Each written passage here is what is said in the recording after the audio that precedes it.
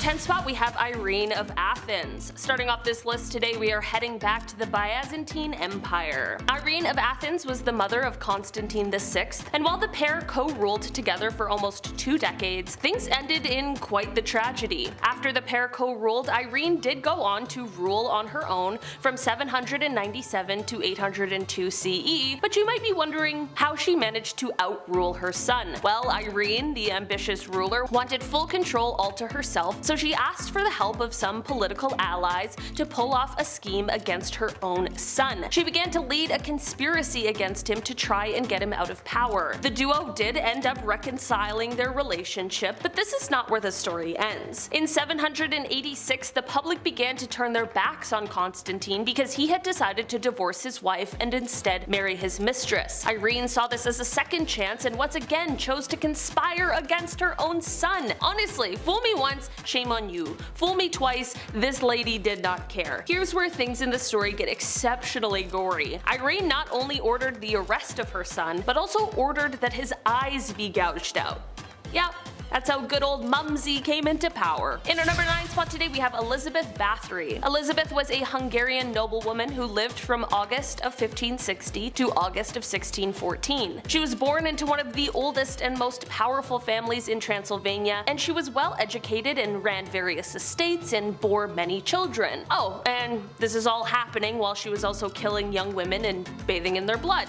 Yeah. Weird, gross, terrible. Elizabeth is known for killing her servants and bathing in their blood as she believed it would keep her young. Guess no one told her about moisturizing and minding your own business. All accounts of Elizabeth remember her as a terrible, evil person. It is said that her number of victims most likely ranges somewhere from 175 to 200, but some claim it might be as many as 600 people. It is no wonder she is referred to as Countess Dracula. In our number 8 spot today, we have Olga of Kiev. Olga of Kiev became queen regent in 945 CE after her husband was killed, and during the time her son was just too young to rule. Olga knew that once her son was old enough to be crowned king, her power would be taken away, so she needed to see her wishes carried out before that happened. Her wishes included the capturing and killing of those who took the life of her husband, which was carried out using scalding hot water. Yeah, don't even want to imagine what that would have been like. Don't kill the king, I guess. Historically, it doesn't seem to work out well. Apparently, in doing this, however, Olga developed a bit of a bloodthirst, and she would not rest until everyone associated with the people who killed her husband were all eliminated. She is the ultimate ride or die. It seemed like if you even looked in the wrong direction or breathed in the vicinity of someone who had something to do with the king's slaying, you could kiss your own life goodbye. Olga took hundreds of people out of the tribe that the killers were from, she devised a plan to bury the tribe leaders alive, and she even came up with a plan to set fire to their entire village. It is said that Olga may have locked the tribe's leaders in a bathhouse and burned it down, but we don't know for sure. All we do know is that she was not okay. In our number 7 spot today, we have Wu Zetian. Throughout the long and storied history of China, there has only ever been one woman who held supreme power, and that is Empress Wu Zetian. Of course, considering this historic feat, she wanted to ensure that she kept her power by any means necessary. She had all of her rivals killed, so anyone who could possibly overthrow her or come for her seat on the throne was eliminated. The Empress ordered the execution of the previous Empress as well as members of her own family. She had multiple methods of taking these people out, and rumor has it that she even had her own grandmother and 2 of her grandchildren killed for going against her. It didn't matter who you were, if you threatened her power, you were done for. It is said that after a while, the Empress decided to do a little less killy and a little more lovey. Yeah. Apparently she started spending more time with her lovers, using some aphrodisiacs. You know, we all are a little crazy when we're young, but as we get older, we all crave the simplicity and just someone to love. Right? Of course though.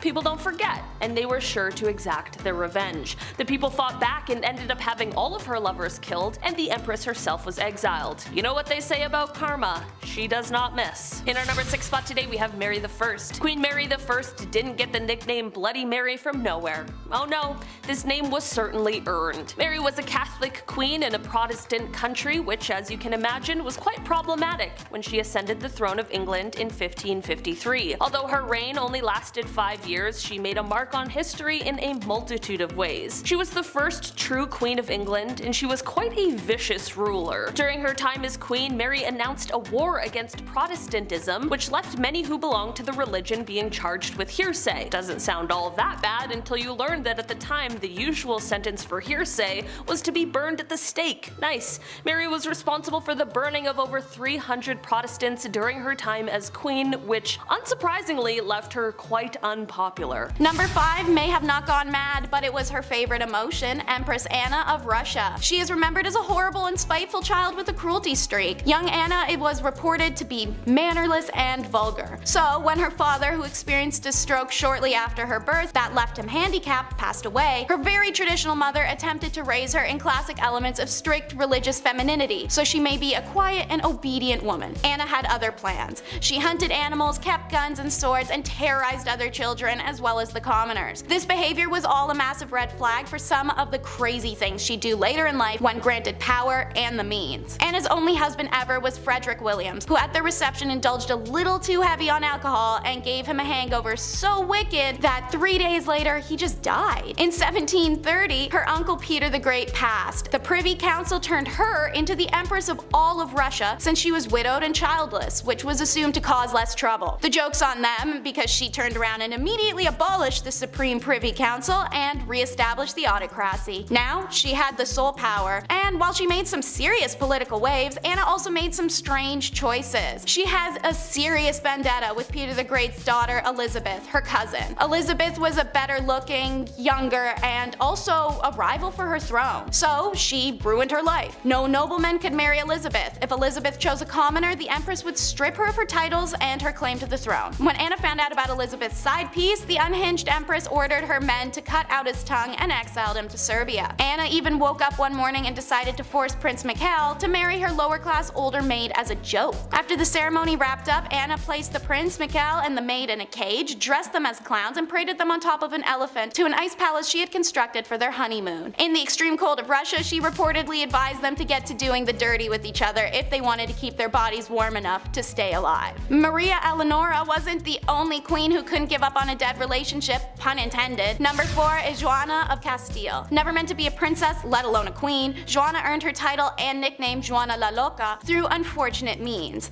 She had 2 older siblings, Isabella, who passed in 1498, and Joan in 1497. Joanna's mother, the formidable Catholic monarch Isabella I of Castile, passed away in 1504. This left the throne of Castile and Leon to Joanna when her father passed in 1517. Joanna had started exhibiting signs of mental instability in 1504 when her mother had been sick. She was struggling to eat or sleep and having outbursts of anger. One such example was when she wished to go see her husband in Flanders. The journey would take her through France, which Castile were at war with at the time. When she was prevented from leaving for Flanders, 24-year-old Joanna flew into a rage. Perhaps one of Joanna's most notable displays of mental instability occurred when her husband died in 1506. Joanna refused to part with her deceased husband's remains for a disturbingly long time, reportedly opening the casket to kiss or embrace him. I'm seeing a pattern here with some of these women. While pregnant, Joanna traveled with her husband's body from Burgos to Granada, a distance of 668 kilometers, which would take around 6.5 hours to drive in a car today. And talk about a romantic imbalance. While she did all of this posthumously, when her husband Philip was alive, he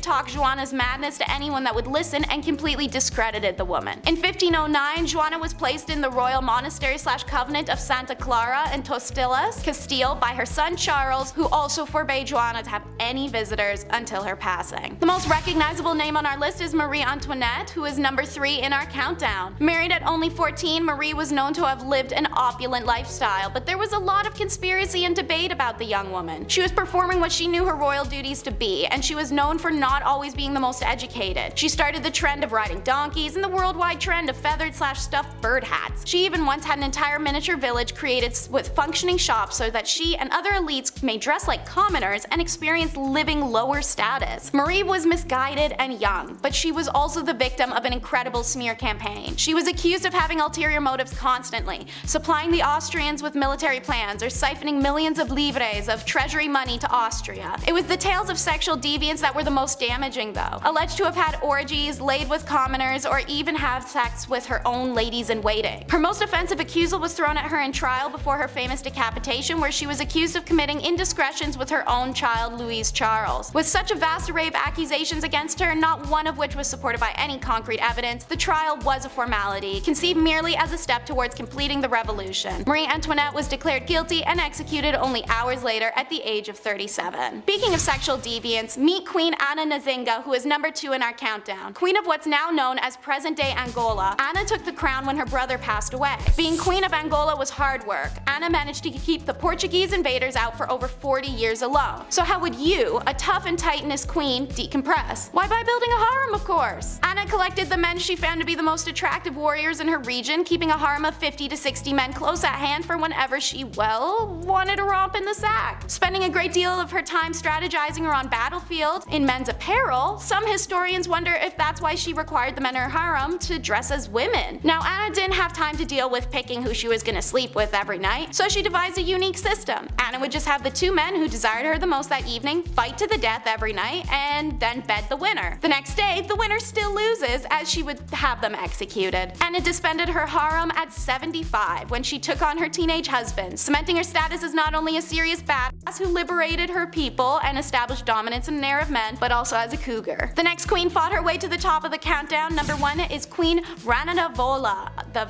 First. During her reign of Madagascar, Queen Rananavola the First is remembered as a dangerous tyrant who ruled her island nation with cruelty and an iron fist. Rananavola was a merciless to those who tried to colonize her nation, but also to those inhabiting it. Should crimes, disputes, or discourse arise, Rananavola had a nifty trick to solve it called trial by ordeal. Both parties would be forced to ingest 3 pieces of chicken skin alongside a poison taken from a native plant, Tanjana. Throw up your chicken skins and you're proclaimed innocent, hooray! If you didn't, you were guilty and to be put to death, if the poison didn't kill you first. This trial was one of the punishments used in her persecution of Christian colonists, alongside throwing people into rock quarries and live dismemberments. Her horrific list really will go on. Rananavola was such a deadly tyrant that the queen managed to reduce her country's population from 5 million people in 1833 to 2.5 million in 1839, all through means of war, executions, religious persecution, or just settling scores. Depicted as a deranged tyrant even after her death in 1861, many have tried to repaint her image as one of a driven ruler trying to keep her culture and country independent from those trying to grow their own selfish empires. What's your take? Number 10.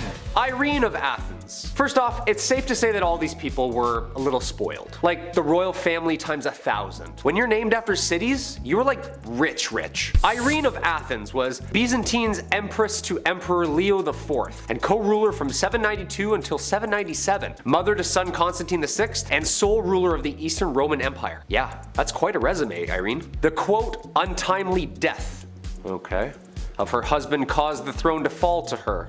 Interesting. Although when Irene's son Constantine was a teen, several revolts tried to make him sole ruler. Mom caught on in 797, and Irene gouged out both of her son's eyes and imprisoned him, dying shortly after. Talk about grounded, dude. Mom's in that unconditional love, huh? A revolt years later overthrew Irene and exiled her to a remote island where Irene died months later. History's dark, huh? She's like, I'm gonna count to 3, and then I'm gonna rip out your eyes. 1, 2... Number 9. Valeria Messalina. Turning the clocks back to 17, you know, the year 17, just 17 AD, a classic. That in 2016, solid years. Metaphorically and literally, ancient Romans paved the way for following civilizations. They achieved some groundbreaking stuff in their time, but the empress of the Romans at that time, from 17 AD to 48 AD, Valeria Messalina, well, she was too focused on a more lavish business rather than ruling over armies at that time. Many accounts in history can confirm this. Pliny the Elder wrote about it as well, so you know it's the real deal. Valeria, she owned a big fancy house where ladies of the evening would come and go. She made a lot of money. This is where the finest ladies who weren't even involved in that kind of lifestyle or that kind of business, this is where they changed their minds. Know what I mean? It was a big deal. She was changing the game. Because of Valeria and the operation she was running, sometimes Valeria herself would participate in these games. Yeah, contests, if I may, to see who could tango with the most people in one night. Yeah, Valeria hit 25 in one night, so yeah, I'd say she ruined a few parties, for sure. I mean, her husband, Emperor Claudius, would at least agree, no? Number 8. Catherine de' Medici. Catherine de' Medici was an Italian noblewoman born into a famous family. She was Queen of France from 1547 to 1559 with marriage to King Henry II, and mother of 4 future French kings, Francis II, Charles IX, Henry III. The years during which all her sons reigned have been called the Age of Catherine de Medici, as she has extensive influence in politics in France at the time. Yeah, I'd say so. I mean, she raised those boys. She was like the secret hand making all the decisions, but she was cool and subtle. She's basically the Kris Jenner of her time. She married Henry, second son of King Francis, and after the king took part in some friendly jousting, he was smashed in the face and the splinters took his life days later. Ouch. Catherine then and her frail 15-year-old son were king and queen. When he died, she took power again till her 10-year-old son was ready. After that, he died, same thing for the third son. The age expectancy was abysmal back then. She ruled with her youngest until her illness in her late 40s. Number 7. Queen Rana Vallona I, the last queen of Madagascar. Where to begin? Queen Rana Vallona, one of the worst in history. She was born in 1788 and she ruled over the kingdom for 33 years. She was cruel, violent, and would often choose violence first in order to preserve independence over the island. She's known as the most ruthless queen in history. After the death of her husband, she just went mad with power. It's pretty sad. In the late 1700s, the king brought peace to the land, but of course there were traditionalists who opposed him, as everywhere that happens. And the king's uncle at one point tried to take him out, but a local warned the king. Okay. The king repaid said local by adopting his daughter being Rana Vallona. And now she was set to marry his son, Prince Radama. Now when her prince was alive, they didn't get along, and then come 1810, the king passed away, giving Rana Vallona the promotion of a lifetime. It's also theorized, of course, that she, poisoned him, so that's probable and horrible. Rana Vallona kept away the advances of the French and the British and left bodies of those who tried to attack out for display on the beach. Yeah, just to give you an idea of how she handled things. Yuck. Number 6. Bloody Mary. England's first female monarch. Mary I ruled for just 5 years. The only surviving child of Henry VIII and Catherine of Aragon. Mary took the throne after the brief reign of her half-brother. They say she was an evil queen, but after doing my homework, yeah, I'd have some chips on my shoulders as well. Married at 9 and 11? Everyone's just yelling at you because you're too young to have kids? Yeah, that's awful. She was promoted and demoted so many times, no wonder she did what she did. Every time she was close to the throne, all of a sudden her family tree was just like rearranged by law. Her dad decided to go down the other family route. Nice, nice. She's infamously remembered for burning 300 English Protestants at the stake, which earned her the nickname Bloody Mary. Her brother found a loophole with religion, so she was like, oh, okay, yeah, go ahead. Yeah, light him up. She's also famously remembered as teaming up with her half-sister Elizabeth I and ruling together as sisters, making them the first 2 British queens. She was spoiled from birth, but she's kind of a badass. Anyone that did her harm, past or present, they were either sent to the Tower or the chopping block. Checkmate. Number 5. The bedchamber crisis.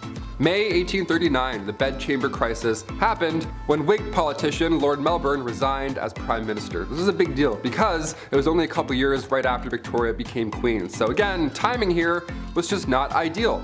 The first Prime Minister, Whig politician, Lord Melbourne, was close with Victoria originally. He actually convinced Victoria to appoint a good amount of her ladies in waiting. So he had power over her, but it was a mutual agreement. It wasn't like, the other power that she had her whole life. They were homies. They were homies, I said in a video about Victoria. So in 1839, when Melbourne resigned, Tory Robert Peel came in to be Prime Minister, and he requested that Victoria dismiss these ladies in waiting and then replace them with Tory ladies. Well, since Victoria was an OG and these were her only real friends if there was such a thing growing up, she said no. So of course she was criticized for such a choice. Prince Albert luckily was able to have some of her ladies resign voluntarily, so things smoothed over eventually, but the Queen honestly never got a break, even on the happiest days, like number 4, her engagement. The life of Queen Victoria wasn't anything like a fairy tale, obviously, as I've said anything so far. So when you think about the royal family, at least when I was younger, I thought being a queen or king was just eating chocolate all day and then you attend galas. Yeah, you just eat yummy foods, wear a crown, look cute, and then go to the ball. No, not quite. That's not really how it's like at all. Victoria had to do everything herself. She even had to propose to Prince Albert. It's royal tradition that nobody shall propose to a reigning monarch, so in October 1839, Victoria had to ask Albert for his hand in marriage. It all started when the pair were 17 years old. Victoria met the young prince, of course, at Kensington Palace. They were put together because Victoria's uncle felt like this could be beneficial down the road. They were first cousins, now they're getting married, which sounds bizarre, but as you've seen on this channel before with royalty and stuff, it's quite common. Number 3, first marriage. The wedding of Queen Victoria and Prince Albert happened in St. James Palace Chapel on February 10, 1840. This was a big deal because it was the first time a ruling queen was getting married. This hadn't happened in 286 years. The last marriage of a reigning queen was in 1554, and that was Queen Mary I. Queen Victoria had 12 bridesmaids, wore white, had a lovely dress, thing was like 18 feet long, it was gorgeous. But it must have been so overwhelming for the young queen because she was isolated for her entire life, and then all of a sudden what? You're getting married outside at 20 in front of all these crowds? After the wedding, Queen Victoria's head was hurting. It was probably so stressful, but she still had the time of her life. She wrote this in her diary after her wedding. She wrote, "I never spent such an evening. My dearest, dear Albert. His excessive love and affection gave me feelings of heavenly love and happiness I never could have hoped to have felt before. He clasped me in his arms and we kissed each other again and again. His beauty, his sweetness, and gentleness, really, how can I ever be thankful enough to have such a husband? To be called by names of tenderness I've never yet heard used to me before was bliss beyond belief. Oh, this was the happiest day of my life." Yeah, when you're locked up and you have a horrible duchess watching your every move, this day probably sounds like a nice break. A well-deserved break, I'd say. Eat all the cake you can have. Number 2, attacks. Being the queen and all, a security team is always needed. And during her reign, there were multiple attempts to harm the young queen. The first attack was back in 1840. An 18-year-old man named Edward Oxford fired towards the queen's carriage. When Edward was accused of high treason, he was actually found not guilty due to insanity. A couple years later, in 1842, it happened again. This time, 2 men fired at her. In 1849, her carriage was attacked by William Hamilton. In 1850, as the carriage was passing the gates of Buckingham Palace, Robert Pate, a retired soldier, ran up and hit her with his cane. Victoria was okay, luckily, but of course she was shook. And then again in 1842, 1849, and 1872, attempt after attempt after attempt. But at one point, things were creepy and almost worse. Number 1, Boy Jones. If you haven't heard of Boy Jones or anything that happened here at all, I saved it for last because it's very creepy. It's mind-blowing in a horrible way. A teenager stalked the queen back in 1838 until 1841. His name was Edward Jones. This guy somehow managed to break into Buckingham Palace more than once. Just some Assassin's Creed going on here. Guy just knows a route, I guess. That's so scary. He would break in and he would hide under the queen's sofa. He would sit on her throne and, one of the worst things ever, he would go through her drawers.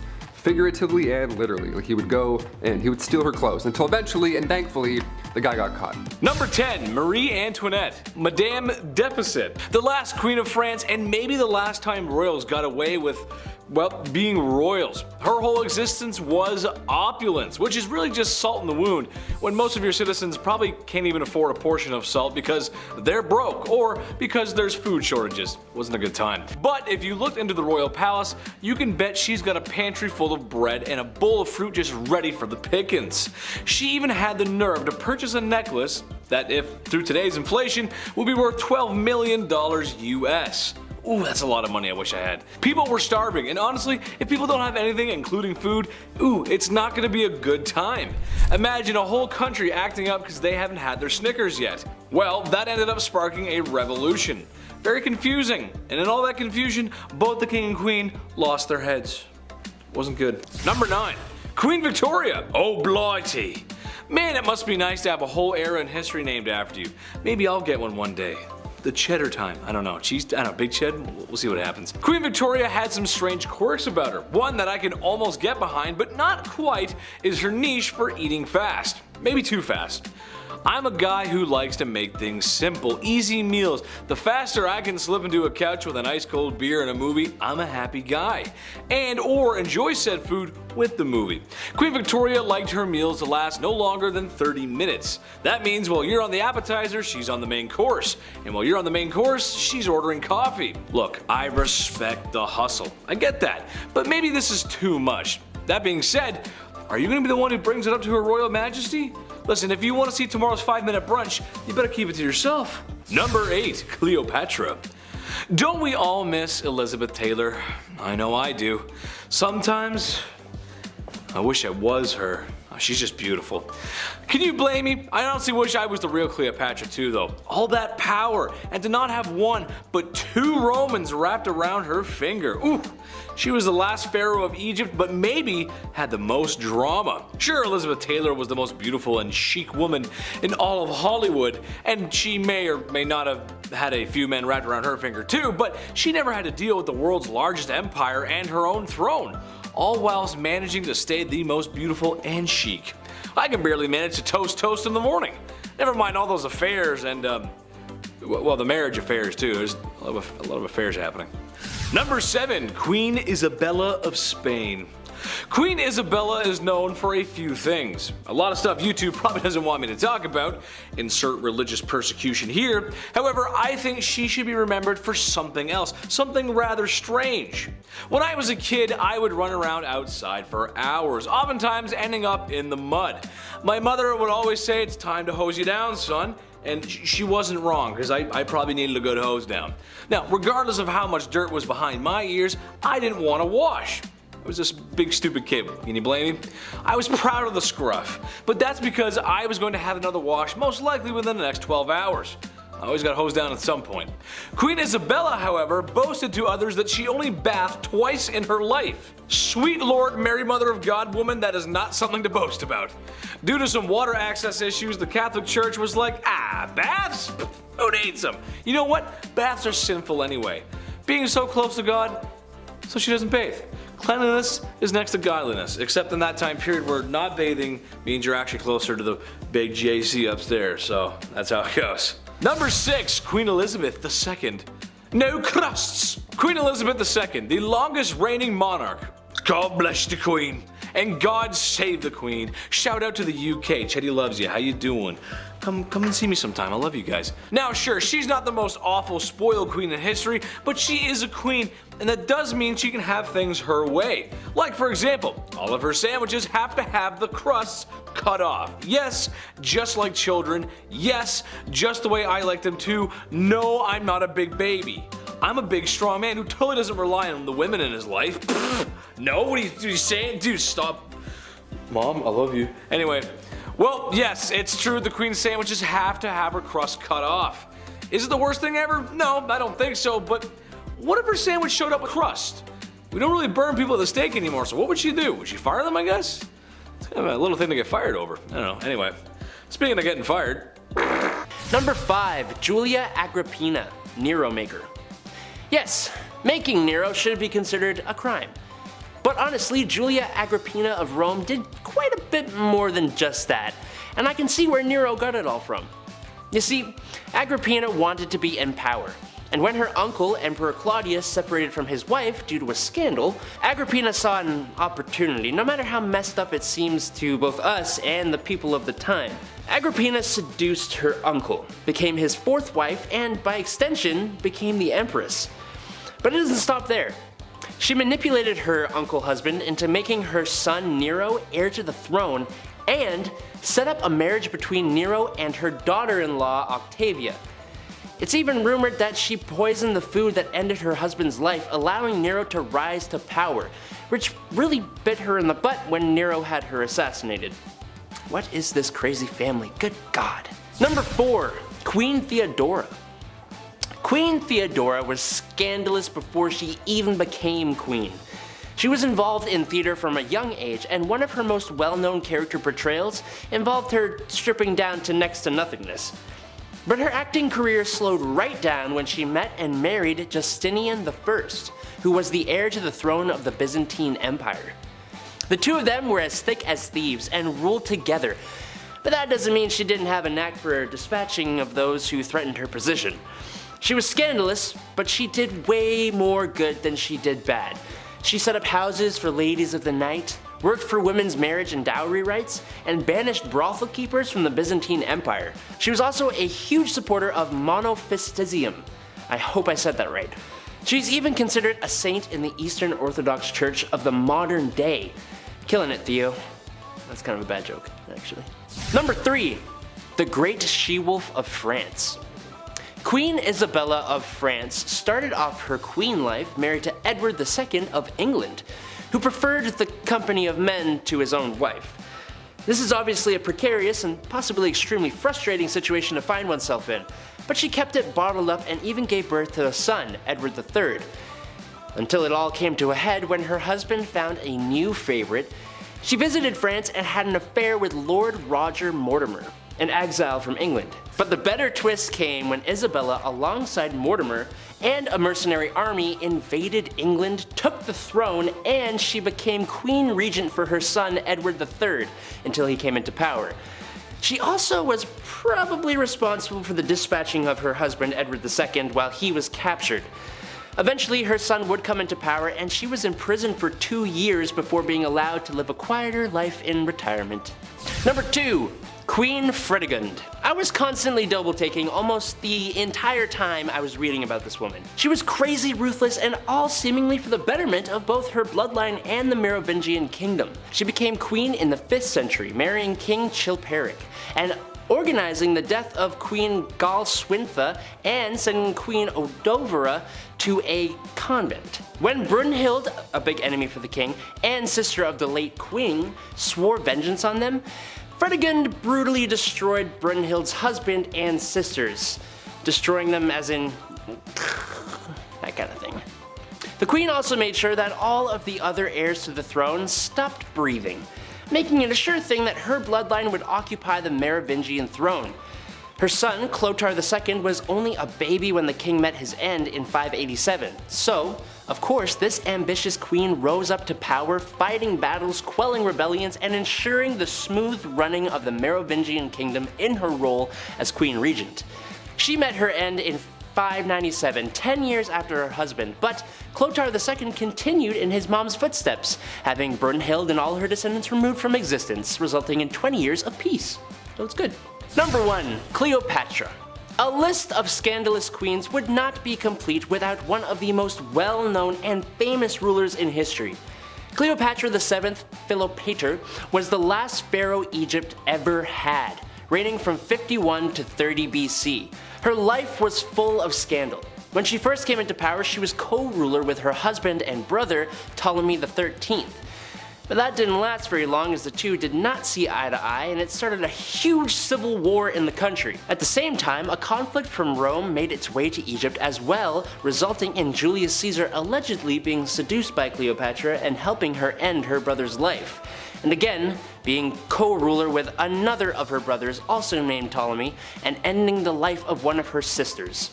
She was also having an affair with Caesar and even produced a son with him, who became co-ruler with her after Caesar's death and after her other brother was seemingly assassinated. I'm so glad I was not a part of these families. Just death and betrayal everywhere. She then went on to seduce second Roman triumvirate member Mark Antony and sided with him when Octavian and Mark Antony engaged in the final war of the Roman Republic, which Antony lost, fighting with and alongside him until she poisoned herself to avoid being paraded through Rome and executed by the victorious Octavian.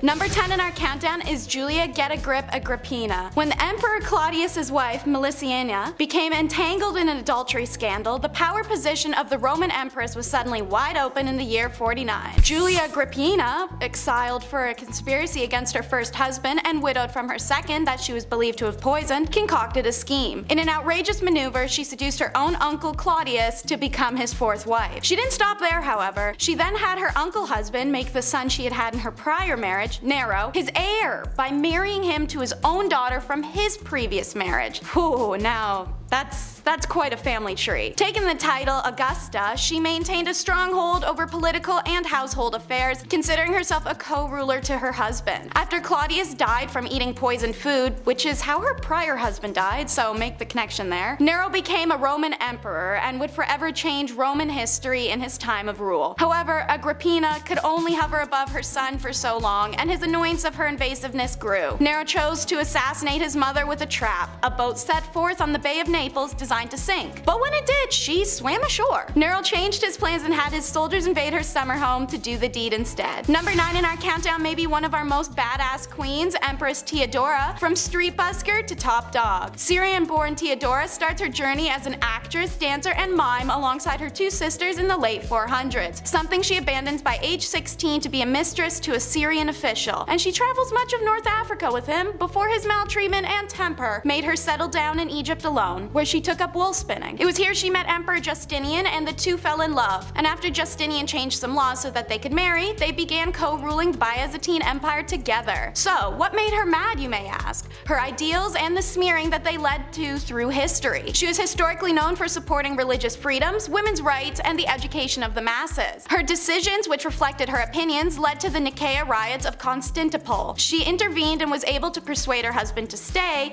The two successfully quelled the revolt, and in turn, she made Constantinople one of the most sophisticated cities in the world and promoted women's equity. Theodora's name appears in almost all the legislation passed during the period, and she received foreign envoys and correspondence with foreign rulers. Her husband died in 1527 AD, and Theodora took sole control of the Roman Empire. Under her reign, bridges, aqueducts, and churches were built. Theodora died of cancer on June 28, 548 AD. She and Justinian are both considered saints by the Eastern Orthodox Church. The She-Wolf of France is in number 8 of our countdown. Her actual name is Queen Isabella of England, and she was famously married to the closeted Edward II. Acting as a beard to someone who doesn't love you would be hard enough, but the two did also have to produce heirs together. One would be the future King Edward III. Queen Isabella was in a desolate and lonely situation, especially as her husband's two male suitors, Piers Gaveston, who he gifted her jewels to, and Hugh Despenser, who was a wildly hated extortionist, were always his preferred company. So she rounded up some spiteful nobles, first killing Gaveston by beheading, and then driving Despenser from the country and redistributing his wealth. King Edward unsurprisingly was upset and sieged against those who had contributed to the death and exile of his lovers, all whilst his wife took cover in the Tower of London. It's here she met exiled British traitor Lord Roger Mortimer and started her own affair. She had him broken out and sent to France, where she later joined him and with her son, and then sent Edward a letter that essentially said, "Suck it." The anger at having been cast aside turned into burning desire for vengeance as Isabella invaded England with her new husband and army and usurped the throne, where she and Mortimer then ruled until her son came of age and had her dethroned for her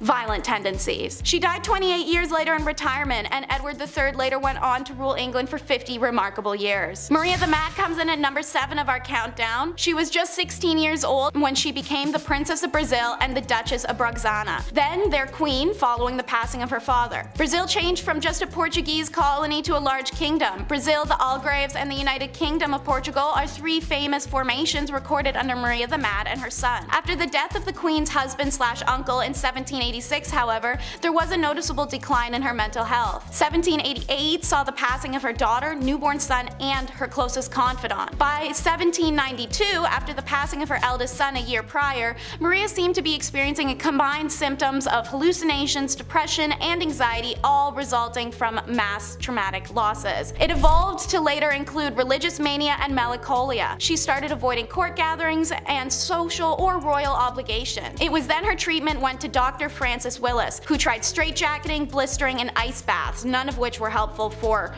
obvious reasons. After treatment for more than 5 years, he declared the disease was incurable. By 1792, Maria was no longer a capable ruler and deemed insane. Courts pushed her son John to take over the government ruling, but he delayed until he finally took the throne in 1799 for a truly tragic reason. There was just no longer any possibility that his mother would ever recover her senses. If the nickname Maria the Mad wasn't already taken, then this next Maria named monarch would have snatched it up. In at number 6 is Maria Eleonora of Brandenburg. Maria Eleonora was born in 1599 to Prince of Brandenburg and Anna, Duchess of Prussia. She grew up pampered, and Maria Eleonora was the it girl of the 17th century. All-powerful monarchs fell over themselves to marry her. While she was dismissive of the 22-year-old Swedish king Gustav Adolphus initially, in 1620 she changed her tune as she'd apparently fallen in love with him practically overnight. And so they were married. With the king so frequently risking his life in battle, it became imperative that his wife produce a male heir, so Maria had to hanker down and focus on the baby-making business. Maria experienced 3 stillborn children consecutively before the successful birth of her daughter in 1626. It was a rare break in battle, so her husband was there to excitedly greet his daughter. Maria, however, had a very different response. Her baby was born with the condition fleece lanugo,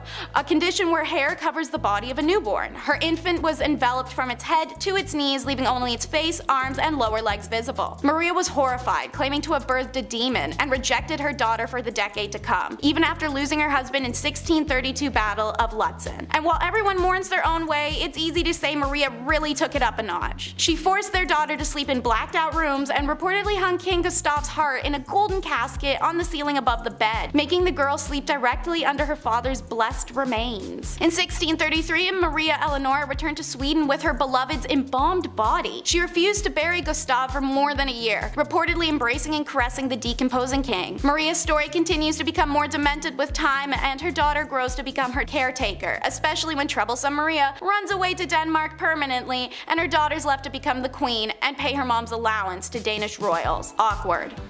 Number 5. Tamiris. Honestly, every time I face her in Civilization 6, it just ends badly. I'll spend a few turns building my economy or maybe organizing some troops, and I look back over at her cities and she's already amassed a massive army and is ahead in science. Yeah, I'm not the best Civ 6 player, but sheesh lady, come on, give me a break. This probably has something to do with her real life counterpart. Tamiris was a woman who lost her son to Cyrus the Great. So she said to herself, I don't know what's so great about this Cyrus guy. There's a Trailer Park Boys reference in there somewhere. Just imagine Ricky telling Cyrus off. I don't know, you gotta find it. Basically, after losing her son, she gathered the troops and commenced battle. The almighty Cyrus met his end, which, given how the way women were treated back then, probably didn't go over too well with PR. Yeah, she got her revenge though. Number 4, the Trung sisters. The Trung sisters are double trouble. You're getting two queens at once here. China was being down bad and trying to conquer some things that maybe they shouldn't have. Naughty, no. The Trung sisters came to answer the call. These girls are actually revered as heroes still today in Vietnam. But what they were able to do for so long was very impressive. China had a very impressive army, no surprise there, and Vietnam was a much smaller country, or kingdom I guess you'd say, and their army was not as impressive. But the sisters managed to hold them off for 3 years. 3 years with their forces. That is crazy good. That is very impressive, and perhaps a lot of bloodshed too.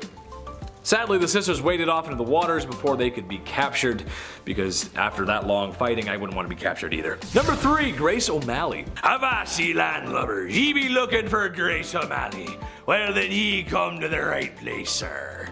Thank you, thank you. That is my private impression. I will be here all week. Bad impressions aside, Grace O'Malley wasn't a traditional queen, to be fair, but what she didn't have in regular queen qualities, she did make up for that in being a badass pirate. Nice. This is another one where I'm gonna ask Hollywood for a movie, please. Irish pirate queen? Come on guys, that's just a movie begging to be made. Grace O'Malley was a fierce pirate from the age of 11 and a wise woman who ruled the seas after her father's passing. I don't really have much to say after that, to be honest. I'll just wait for Hollywood to make their move. And maybe you can cast me in there. And I can put on some long red hair and some boots, and I could swim and just put the red hair on me right now. I just look so good. Number 2, Queen Victoria. Okay, hear me out on this one. This one has more to do with their lineage per se than her, but it's her somewhat to blame. Okay, so Tsar Nicholas II of Russia, King George V of Britain, and Wilhelm Kaiser II of Germany were all first cousins. Their grandma was Queen Victoria. What? I know, right? Isn't that weird? Yeah, it's weird. Imagine how crazy your bloodline has to be for that. And, you know, the fact that during World War I, all 3 of these cousins were at war with each other. I mean, that's just insane. I mean, families fight, sure, but come on, man. Get the mustard gas off the table, bro. Come on. That's cheap. Just don't. Number 1, my mom. My mom. I love her so much. She's the best. But man, sometimes, she's so unfair. I had to do chores when I was a kid, and I had to put down the toilet seat, and worst of all, she made me put the lid of toothpaste back in the tube when I was done with it. Ugh! I mean, come on, right? Not like she ever did anything for me, like birth me, feed me, raise me, clothe me, and love me unconditionally. And now I gotta make my bed? Oh, this is the worst day ever! I'm sure no other cute boy with blue eyes like me ever had this problem. Ugh! Okay, comment reading time. We got a comment from Captain America. He said, "Your impressions are hilarious. Keep up the great work, sir." Thank you very much, Captain America, and thank you and all the Avengers for the good work that you do. Thank you to Iron Man. He's a cool guy. I like him. And Spider-Man. Tell Spider-Man I said hello. Thank you, Captain America. Nick Perlberg said, "As a fellow big guy, I appreciate you, Chetty. Oh, I bow to you, sir. I bow to any other large gentleman, portly sir out there. Thank you so much for watching. I appreciate that. Thank you so much. Wow, that's so nice. Jelly Helna says, crazy. I was crazy once. They locked me in a little white room. I liked it there. I died there. They buried me where the flowers grow. One grew down and tickled my nose. It almost drove me crazy. Crazy. I was crazy once. Ha, guys, this is good. Very nice. I like. And finally, we have Curious Man. Curious Man said, worst job ever, shoveling concrete in July in Fargo, North Dakota. Runner up, plastic pipe butt welder in an unair-conditioned steel building in July in Fargo, North Dakota. Yeah, that is not fun, dude. That was from the video when I asked worst jobs ever. Yeah, that is not fun. Sweating. I used to work in a garden center, and man, it had no air conditioning and 40-degree weather. As you can imagine, Chetty did not do too well there. I was sweating quite. Had to change my shirts a couple times. You know what I'm saying?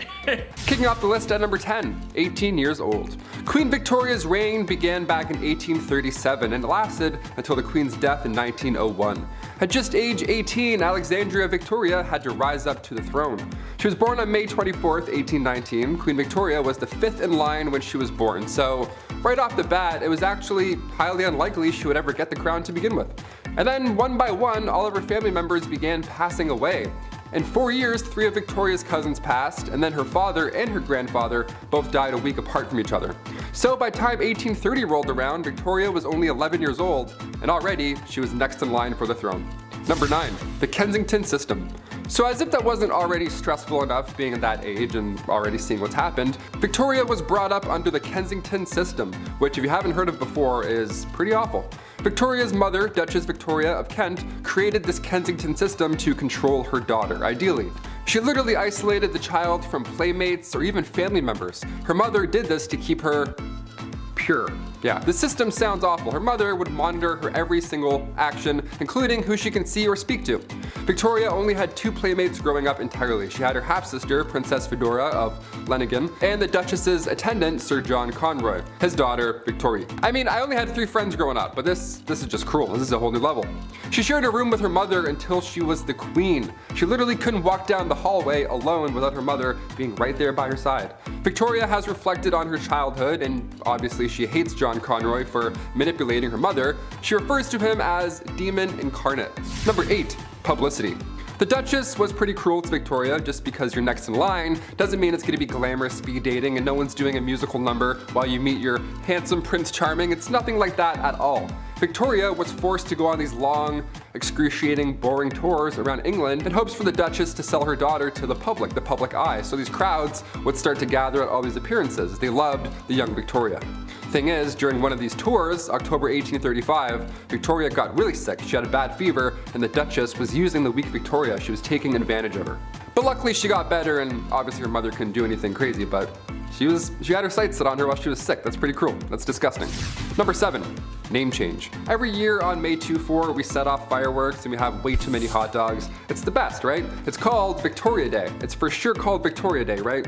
There's no question about that. Victoria Day, her day. Well, back in 1819, Victoria was christened in an almost private ceremony. It was small, and Victoria's uncle, Prince Regent, only let a few people come. Her name, as I mentioned earlier, was originally Alexandrian Victoria, and at that time, the name Victoria wasn't regal. It was of French origin, almost an odd name to have at the time, really. So when this throne snuck up to her, she was advised to change her name to something more traditional, but as our calendars tell us, she said, nah, I'm good, I'll keep it.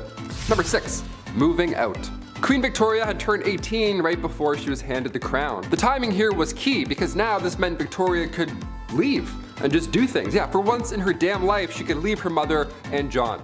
She moved from Kensington to Buckingham Palace, and after that point, Victoria, of course, didn't speak with John or her mother really ever again. It was just a couple years into Victoria's reign where John's influence started to get limited. He ended up resigning, and then he moved to Italy, and then when she was crowned a year later at Westminster Abbey, Queen Victoria wrote in her diary, "I shall remember this day as the proudest of my life." Queen Victoria was the first royal family member to live at Buckingham Palace. She moved. She was like, I'm gonna go live over there and be the first. I'm gonna start my new thing. I'm never gonna live in a palace. I'm like, that's a good castle, I like it. Driveway's a little long for me. Shoveling would hurt my Canadian back, but otherwise, I like the bricks. Number 5, Queen Isabella I. The Spanish Inquisition, pretty high up there as far as terrifying points in history go. If you weren't willing to convert to Catholicism, you were tormented, interrogated, and burned at the stake. Who was behind this awful time in history? This lady, Queen Isabella I. Technically, as she was fighting for a holy order for the Catholic Church, this can be seen as holy, but was it? Burning people at the stake because they didn't share this belief? Not cool, Isabel. She created a secular government through her reign which allowed for the monarchy to have more power. Being a pious Catholic, she made Catholicism the official religion and created a tribunal to make this happen. Secret service or a secret police that spread fear wherever they went. Her direct influence caused the Jewish population to falter for a really long time after. Number 4, Fridegund of Soissons. Okay, I maybe said that wrong, so I apologize. Kind of impressed with her rise to power. She went from slave attendant to queen. How do you bridge that gap? No idea. Boy was she ferocious. Assassination and manipulation were her main political tools. Fridegund was among a small number of enslaved women in the Merovingian household that became a queen. Merovingian was the OG Central Europe before everything got split up. She survived political dangers and retained her husband's loyalty and could persuade monks and priests to jump onto her plots with ease. She encouraged her husband, the king, to set aside his first wife and then even take the life of his second. But his second wife, Galswinda, had a sister named Brunhild who became the mortal enemy of Fridegund. She had good reason to be. Fridegund continued to do everything she could to secure her position, one assassination after the next. She was a pretty stormy lady. Number 3, Bathory. Okay. Alright, technically not a queen, I get it, but she might as well have been with the power that she had. So fight me. She's remembered as the most evil woman in the world in history, I think. I don't know. That's my opinion. Bathory was the stuff of nightmares. Elizabeth Bathory was born on August 7th, 1560 into a prominent Hungarian noble family, making her practically untouchable. She married a very famous war hero who is suspected of gifting Bloody Lizzie with the skills she used to kill. After she died, Bathory became obsessed with immortality. Supposedly when one of her servants accidentally spilt blood on her and her skin appeared younger after. Bathory then began her mission of horror, luring over 650 young virgin women to her palace and brutally taking their lives. She was even bold enough to lure daughters of nobility. Before draining them of their blood, she would make them suffer in ways you don't even want to imagine before bathing in the blood itself. When she was finally caught, 3 of her servants were executed, but she was simply locked away in her tower for the rest of her days on house arrest. Ugh. Number 2, Catherine de' Medici, also known as the Serpent Queen. History colors her story as the tale of the evil queen. On one hand, she is remembered for being one of the most powerful French queens in history, and then on the other, she was blamed for the many atrocities that took place during her reign. Her regency was marked by the French wars of religion and the many games Catherine played within them. The Catholics and the Protestants, as previously mentioned, were at war, and she spent a lot of time trying to find peace. Kind of. But she was a passionate Catholic and is believed to have tried to remove a Protestant general from her son's side. When he survived the attack, she lied and convinced her son that the Protestants were responsible, so she scapegoated them. So he authorized taking the lives of their leaders. Enter St. Bartholomew's Massacre. Catherine implicated the general, which resulted in him being the first to be beaten and then tossed out of his own bedroom window. An estimated 3,000 French Protestants were taken out in Paris, but the total countrywide was around 70,000. And last but not least, Bloody Mary, actually known as Queen Mary I of England, so no, I'm not talking about the girl you say in the mirror 3 times so that she appears and you're like, wow, I'm haunted forever. Queen Mary became known as Bloody Mary due to her vicious tirade against Protestants in England during her reign. She even imprisoned her own sister, Elizabeth, who we mentioned at the beginning of this list, due to suspicions of treason. This was unfounded. She bore her father Henry VIII ill will after the stuff he pulled with the church and after having delegitimized her as his heir for a time. After Mary took the throne and married the Catholic King of Spain, she began carrying out her plan for England to become Catholic once again. In 1555, she revived England's heresy laws and began burning offenders at the stake, starting with her father's longtime advisor, Thomas Cranmer, the Archbishop of Canterbury. She burned over 300 convicted heretics, most of them being common citizens, and dozens more died in prison, hence giving her the name of Bloody Mary. Number 10, Boudica. She was very tall, the glance of her eye most fierce, her voice harsh. A great mass of the reddest hair fell down to her hips. Her appearance was terrifying. Sounds awesome to me. One of the most famous queens in British history, Queen Boudica was originally co-ruler of the Iceni tribe of East Anglia, alongside her husband, King Prasutagus. That is, she was until the Roman governor of Britain at the time attacked. Prasutagus was killed and his lands and household were plundered by the Romans. Boudica and her daughters were rather savagely treated as well.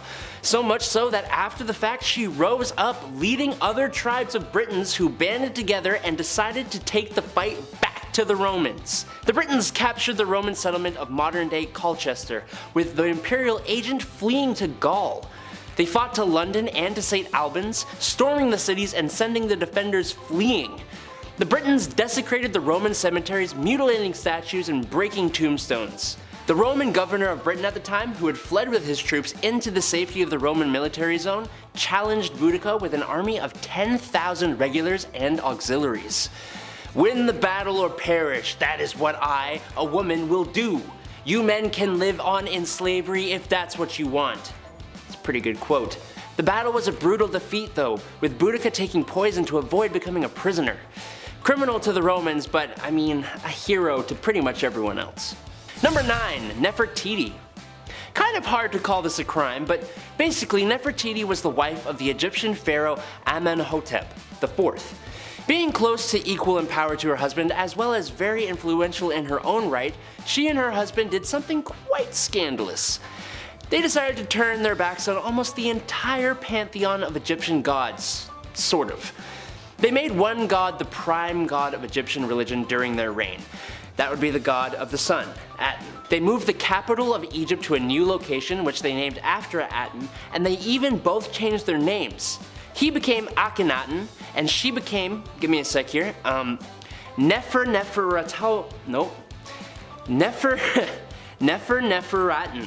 Nefertiti. There's like a hyphen in there, I don't know. Both of those names, as you may have noticed, have the name Aten in them. Nobody liked this change and it was quickly reverted after they were no longer in power. Sure was scandalous though. Number 8. Anne Boleyn. Honestly, for most of the wives of Henry VIII, it's a little hard to, well, 1, pick one, but also 2, really know if any of the things they were accused of actually happened or if they were just easy excuses.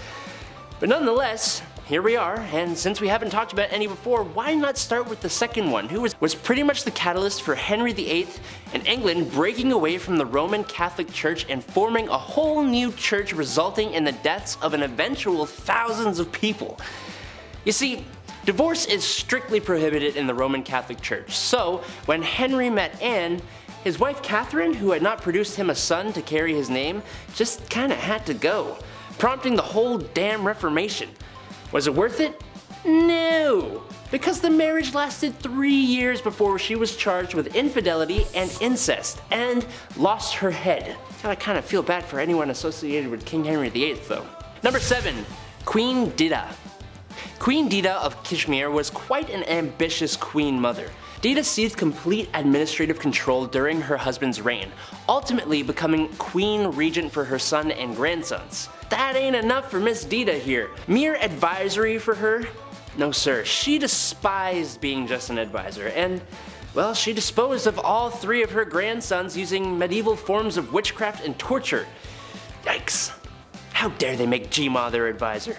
Queen Dida got what she wanted at least, as she then reigned as monarch for 23 years, being in some form of power for nearly the whole of Kashmir's 10th century. And while she may have been more than a little brutal, she was honestly one of the best and strongest rulers Kashmir has ever had.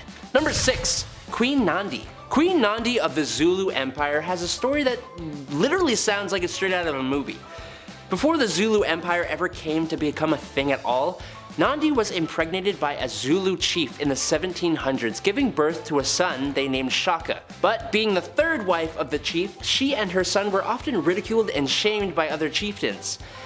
Despite all that, Nandi raised Shaka to be an extremely fierce warrior. Shaka grew up to become the Zulu chief in 1815, and Nandi became the queen mother alongside him, known in English as the Great She-Elephant.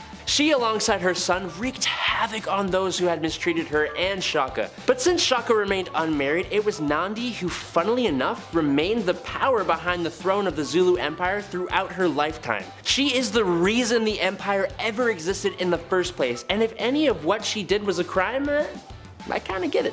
At number 5, Queen Batman. Batman, he is justice. We know this. Well, long before Batman, there was a queen who sought vengeance, and she did it in the most brutal way. Olga of Kiev became queen regent in 945 CE after her husband was killed because her son was just too young to rule yet. Olga knew that once her son was old enough to be crowned king, her power would be taken away, so she had to do the most that she could with her power while it still lasted, and so she used her powers as monarch to seek justice for her husband's death. She was able to get her husband's killers captured and killed using scalding water, but she soon developed a thirst for suffering apparently, and she just kept on going after people. She would not rest until everyone associated with the people who killed her husband were all eliminated. So if you ever breathed in the general vicinity of the guy who offed her hubby, you could kiss your life goodbye. Olga took hundreds of people out of the tribe that her killers were from. She devised a plan to bury their tribe's leaders alive, and she even came up with a plan to set fire to their entire village. It is said that Olga may have locked the tribe's leaders in a bathhouse and burned it down,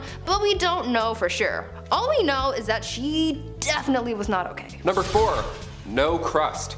This next one, honestly, I stand by. I see no wrong here. Queen Elizabeth II, still rocking to this day. She's been known for a few funny, quirky queen things. Like one of my favorites, for example, she has somebody on payroll who breaks in new shoes for the queen. Every time I buy Vans, my ankle always does that little foot rub. If only I were queen, damn it. But we're talking about unusual things here, and one of the weirdest things I've ever heard is that the queen has refused crust on her sandwiches. This has been a no-go for about 150 years. It's not recent at all. You might be thinking, oh, maybe she's old, she can't chew her jawbones. Nope. Way back. This goes way back for no reason. Right around the time of Queen Victoria and her husband Albert, they viewed anything square-shaped as bad luck because it looked like a coffin. I've never thought about death while eating grilled cheese, but now I definitely will. Thank you. This must be a pretty scary job, cutting the crust off the queen's bread. My hands would be shaking the entire time. Also, diagonal or down the middle? Let us know. There's only one right answer. At number 3, Evil Empress. This next empress is pretty similar to Olga of Kiev, whom I talked about earlier. Empress Wu Zetian also had a thirst for blood and suffering, but not towards people who have necessarily wronged her. You see, when she came into power, she was determined to keep that power by any means necessary, so she had all of her rivals killed, so anyone who could possibly overthrow her or come for her seat on the throne was eliminated. The empress ordered the execution of the previous empress, as well as members of her own family, including her own newborn daughter. She didn't want to risk anyone taking away her power, including her own offspring apparently. She didn't hold back on the methods of eliminating her rivals either. Yeah, sure, she could have just done a 1-2 stabby stabby and called it a day, but that's no fun. Instead, she had people poisoned, strangled, mutilated, or even burned or boiled alive. Good soup. Eventually, she retired from her part-time job of sending people back to their maker and started spending more time with her lovers and getting addicted to aphrodisiacs. People weren't quick to forget about all that bloodshed though, and so to get back at her, they had all of her lovers killed and the empress was exiled. She got a little too greedy and karma came back with a vengeance. Number 2, Ice Palace. If you're a fan of the film Frozen, this next one is gonna get you jazzed right up. Anna Ivanova, the Empress of Russia from 1730 to 1740. Okay, so in celebration over their victory with the Ottoman Empire, Anna gave the order to build an ice house, this massive ice palace. Best place to cool down if you ask me. I'll leave. This ice palace was pretty impressive. If I was there, I would 100% lick the walls. Obviously, someone definitely did, you know that for a fact. 20 meters by 50 meters, and even more impressive, there were ice trees and ice birds sculpted inside. How magical is that? Anna arranged this marriage with a prince and one of her maids. Now they didn't know each other, they were forced to ride an elephant, and all the guests were dressed up like clowns. Yep, that's all valid, that's all accurate. You heard me. You may be thinking, wait a minute Taylor, an ice palace in Russia, was that maybe cold? Yeah, it was an absolute nightmare. Anna made the guest party all night, freezing cold, they all got sick, dressed like clowns. I went to an ice hotel in Quebec once, spoiler alert, it's cold and boring.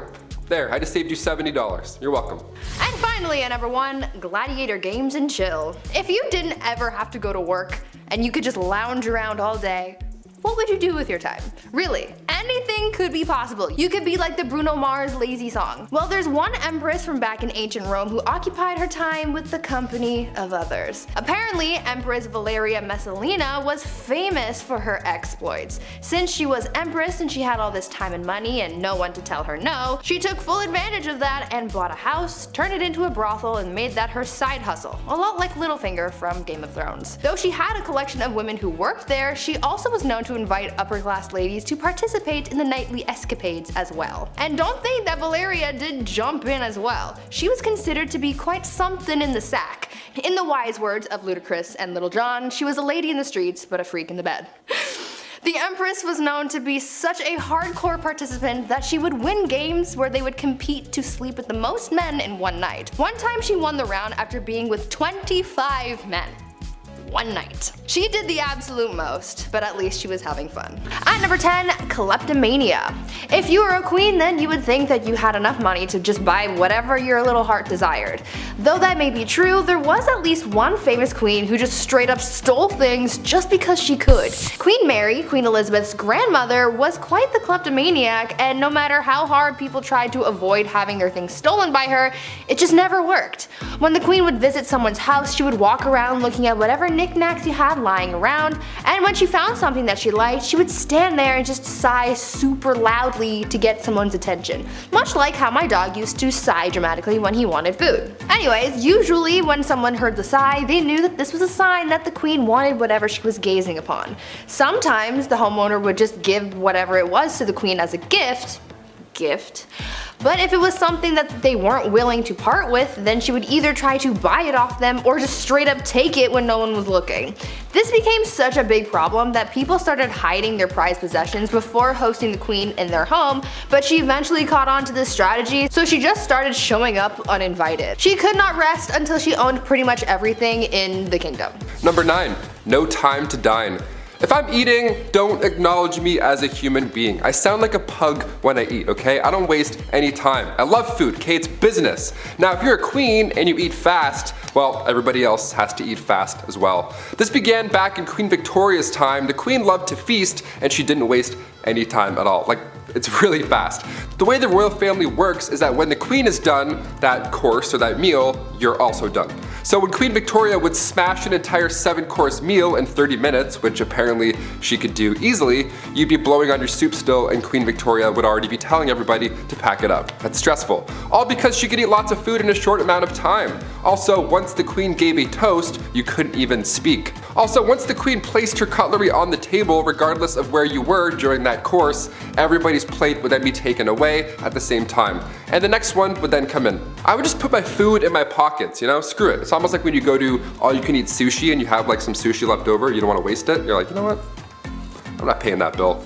At number 8, cross-dressing. Empress Elizabeth was quite the character, I guess you could say. Since she was a monarch, she could do whatever she wanted, and that is exactly what she did. You see, she was quite into fashion, more specifically men's fashion. The Empress believed that she just had legs for days, like Naomi Campbell, and she wanted to show them off to the world, but the only problem with that was the fact that back then, pants were reserved for men, and so since she wore dresses all the time, no one got to see her godly legs. Well, to combat that, Elizabeth came up with a solution. She was known to hold huge parties where everyone had to cross-dress. She only did this so that it would give her an excuse to wear pants. And I mean, she could have if she just wanted to wear them on a regular day, but she didn't want to be the only woman in men's clothing, so she made everyone else dress up too. At these parties, no one looked good or really enjoyed themselves for that matter. Women complained that the men's clothing they wore to these parties were unflattering, and the men were just all over the place because they didn't know how to maneuver a hoop skirt. The only person really having a fun time was Empress Elizabeth, but I guess that was really the whole point. Number 7, check on the dead. Funerals are pretty expensive, especially a royal one at that. It takes a lot of power to dig up and then carry these massive caskets around, which back in the day was even more exhausting. Joanna of Castile was born in 1479. Her marriage to the Duke of Austria was arranged, but she was very much in love, maybe a bit too much. Hear me out. When her husband met his fate in 1506 due to typhoid fever, Joanna would have his tomb unearthed and then opened over and over again, just so she could make sure that he was still there. Now, of course, I feel bad for the queen here. She was clearly not coping with his death well, but to have his tomb or casket or coffin, whatever you want to call it, to have it opened and closed over and over and then dug up and then put back in the ground, she would make people carry his body around everywhere she went. That's heavy. That is so much work, even keeping it under her bed sometimes. Ugh, I got goosebumps just saying that. That's pretty creepy. Ashes, I could understand. That's like a one-man job to carry that around. But a 1,000-pound royal coffin, they have to carry 30 city blocks? My back already hurts thinking of that. No thank you. I quit. At number 6, deadly affairs. Dating is hard. If you've ever been on dating apps like Tinder or Bumble, then you know that things aren't as easy as it may seem when it comes to finding someone that you remotely like. Maybe we should take a page out of Queen Nzinga's book when it comes to dating, because it seemed like she had fun with her escapades. Well, maybe don't actually do what she did because it's actually pretty gruesome, but you get what I'm saying. Queen Nzinga from what is now modern-day Angola was a busy woman. After taking over the throne from her brother, she juggled the monarchy, wars with the Portuguese, and having a love life. The queen pulled together a harem of only the most attractive men, but because she was such a busy person, she didn't really have the time to walk into a room and choose who she was going to sleep with that night, so she came up with an alternative solution. Nzinga would have 2 members of her harem fight each other to the death every night, and whoever won got to sleep with the queen. Solid plan, right? Well, the winner wasn't really all that lucky for too long, because she would have the winner executed the following day. In our number 5 spot today, we have Caterina de' Medici. Caterina was an Italian noblewoman born into a famous family. She was Queen of France from 1547 to 1559, with marriage to King Henry II, and she was the mother of 4 future French kings. It wasn't exactly surprising news that her husband, Henry II, had a lifelong affair with a mistress, but on his deathbed, when he was begging to see his mistress, Caterina refused and left him to die a lonely and painful death. Do I entirely blame her? No, but it's also a pretty heartless move, you know what I mean? The daughter of the queen, Margaret, was said to be rebellious, but her mother wasn't just going to let her get away with it. The mother and daughter would fight over the married daughter's extramarital affairs, and it is said that Caterina's scream could be heard echoing throughout the palace. One fight between the two even saw her locking her daughter up in a castle, never to see her again. In our number 4 spot today, we have Agrippina the Younger. Roman Empress Julia Agrippina of Rome was pretty spoiled. She lived a lavish life. Her husband was the emperor and she had a family, but that just wasn't enough for her and she wanted it all. Julia was quite ambitious and she spent most of her early life trying to dethrone her predecessors. She believed that she and her son had a claim to the Roman throne by birthright, so she tricked her way into royalty by tricking her uncle Claudius into changing the Roman law so that they could get married. Suddenly though, after they got married and she became empress, Claudius died. Could be a really convenient coincidence, or it could have been a totally planned hit. I'm not accusing anyone, I'm just telling you what the word on the street is. She and her son Nero went on to rule Rome from 49 to 54 CE. Julia stayed by her son's side for as long as she could so that she could hold on to her power, but eventually Nero got tired of his mother manipulating him and he had to force her out of power. Julia, as you could imagine, was furious because power was the one thing in the world she desired the most, and so she rallied a group of supporters to try and overthrow him, but the plans backfired and she was expelled instead. In our number 3 spot today, we have Maria Eleonora. Maria of Brandenburg, the Queen of Sweden, has quite a horrifying story that relates to the birth of her daughter. Apparently, Maria wasn't feeling the overwhelming joy of childbirth because although she was hoping for a son, she gave birth to a daughter, Queen Christina. Maria wasn't shy about her opinion. She apparently screamed that she was given a dark and ugly daughter with black eyes. Okay, it's kind of rude.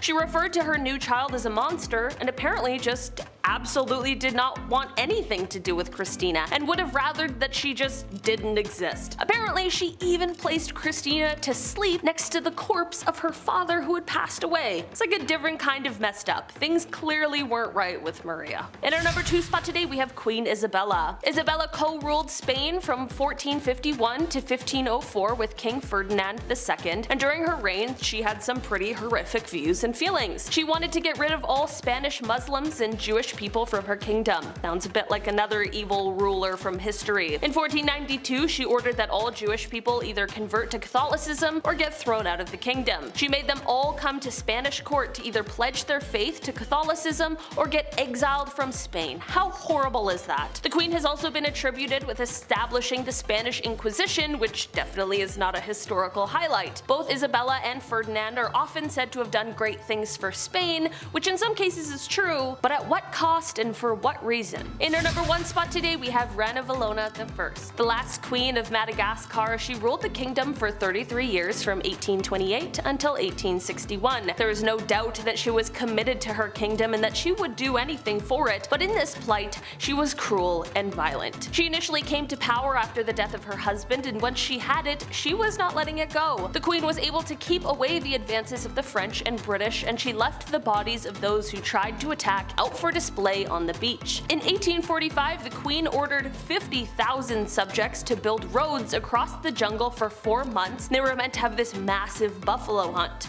Well, she clearly wasn't thinking everything through, because 10,000 of those poor souls died of starvation and exhaustion, and not one buffalo was hunted. Some records of history state that she even had her own uncle executed in order to protect her power, and there is an even more gruesome story. Some people even state that she ended her own mother's life by starving her to death. That is some epic level of evil, if it's true. Kicking off the list at number 10, the Empress of Austria. The saying "wrong place at the wrong time" couldn't be used more in this case.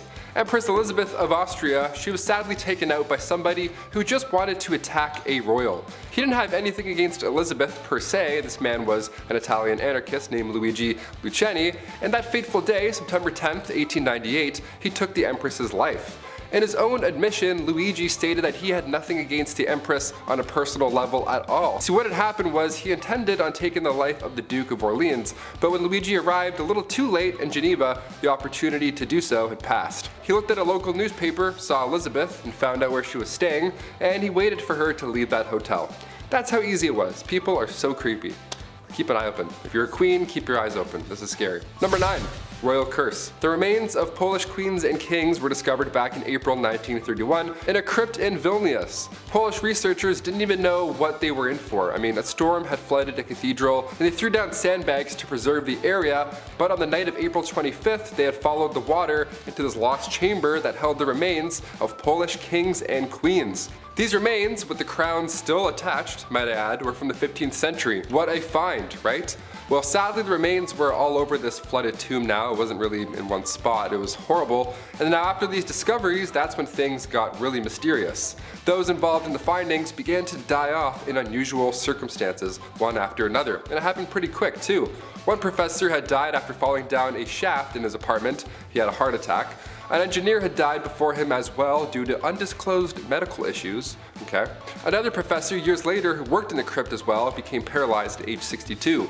A sculptor involved died when untying his shoelace. Just the weirdest way to go out. That's the only details that we know. Just, I don't know, use your imagination, I guess. Maybe he fell and hit his head. That's sad, it's tragic. And another professor died in 1936 shortly after visiting the crypt as well.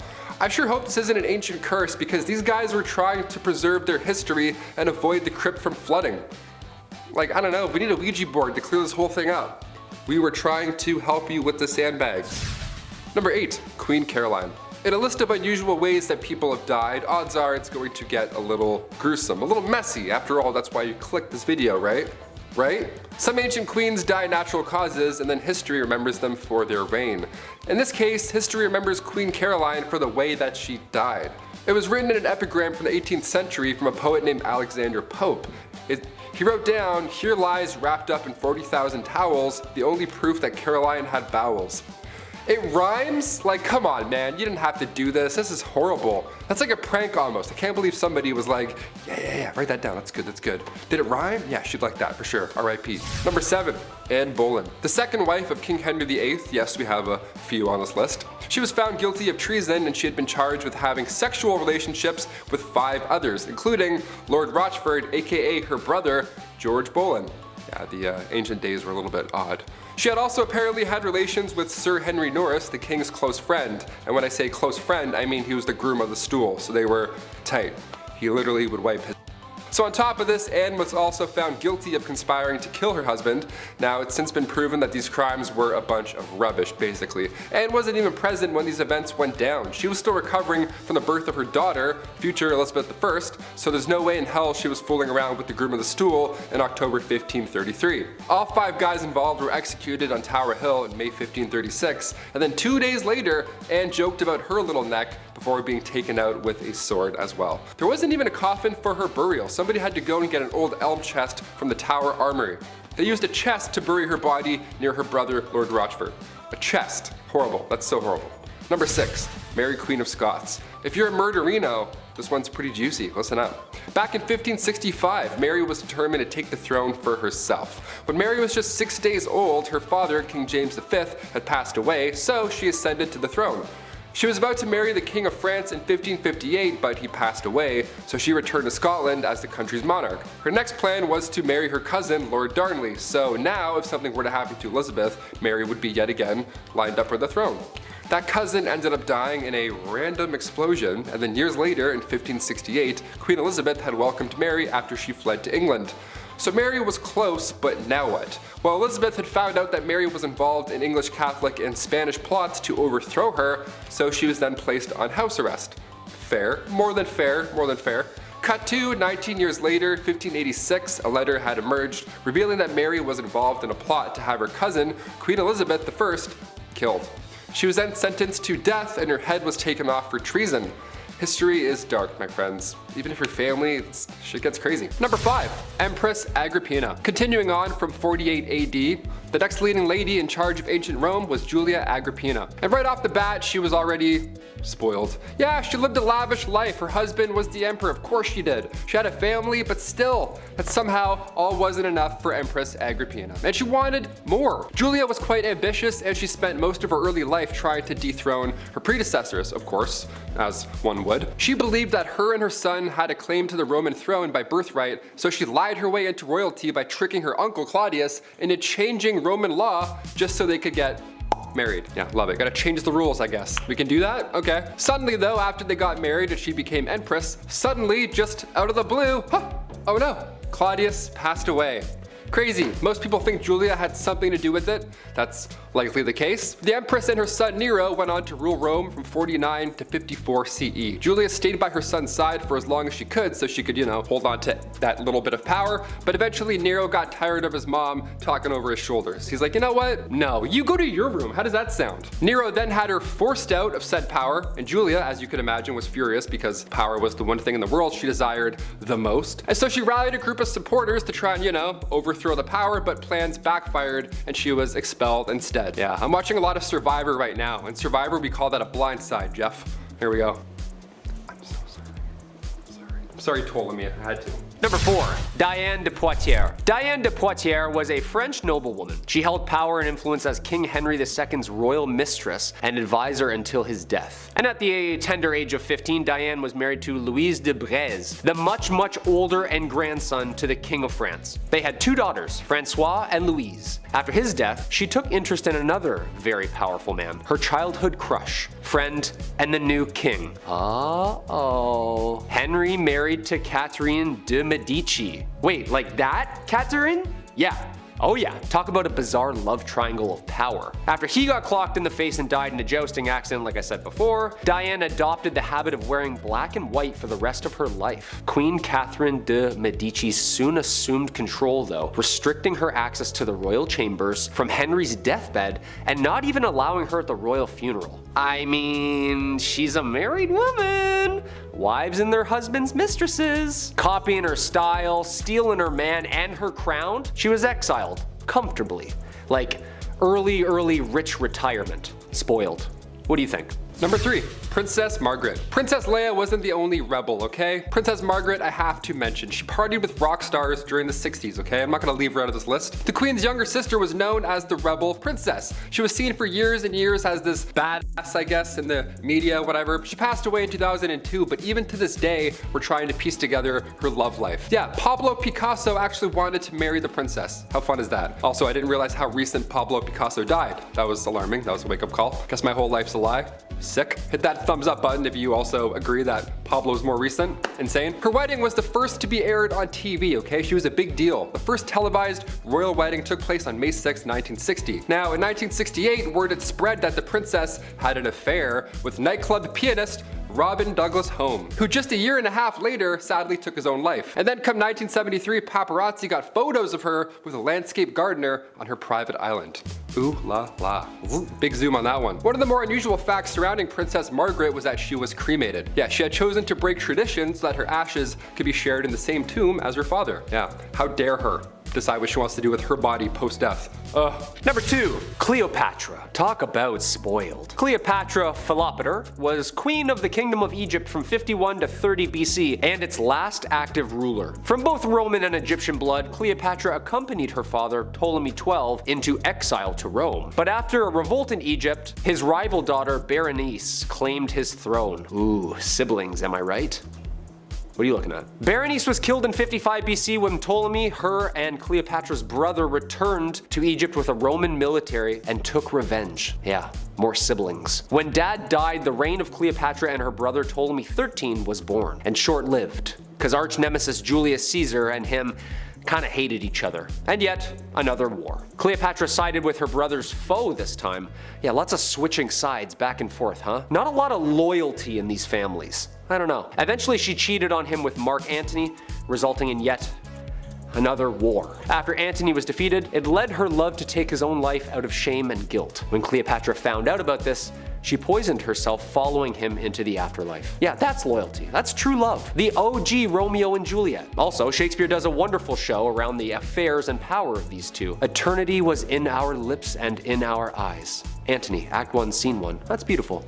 Beautiful, lovely. And number 1, Clara Ward. Back in the late 1800s, the name Clara Ward would stir up quite the conversation. She was famous, but you know, for all the wrong reasons, of course. All it took was her bumping into a European royal. That's it, the rest is history. Since birth though, Clara was born into money. She didn't even need a royal husband in the first place, okay? She was born into a wealthy industrialist family. But she would sometimes visit the family mills, you know, make it look good, shake some hands, get some photos. Hey, yeah, nice button, awesome, see you later. She's involved, you know, she's part of the team. But then she crossed paths with the Prince of Karaman, Kime. He was there for trade, but when he left, he brought back with him said wife. People were freaking out at this point. A royal married a common American girl? This is unheard of. She was the talk of every town. See, unlike Meghan Markle, Clara loved to show off her newfound wealth. Some loved her in her image, others not so much. The marriage only lasted 6 years. Clara eloped with a Hungarian musician, and after her divorce, she turned to modeling. So yeah, it seems like she was in it for one reason. I don't know. I feel like she enjoyed the clout, just a little bit, right? Just a bit. Kicking off the list at number 10, Heart of Glass.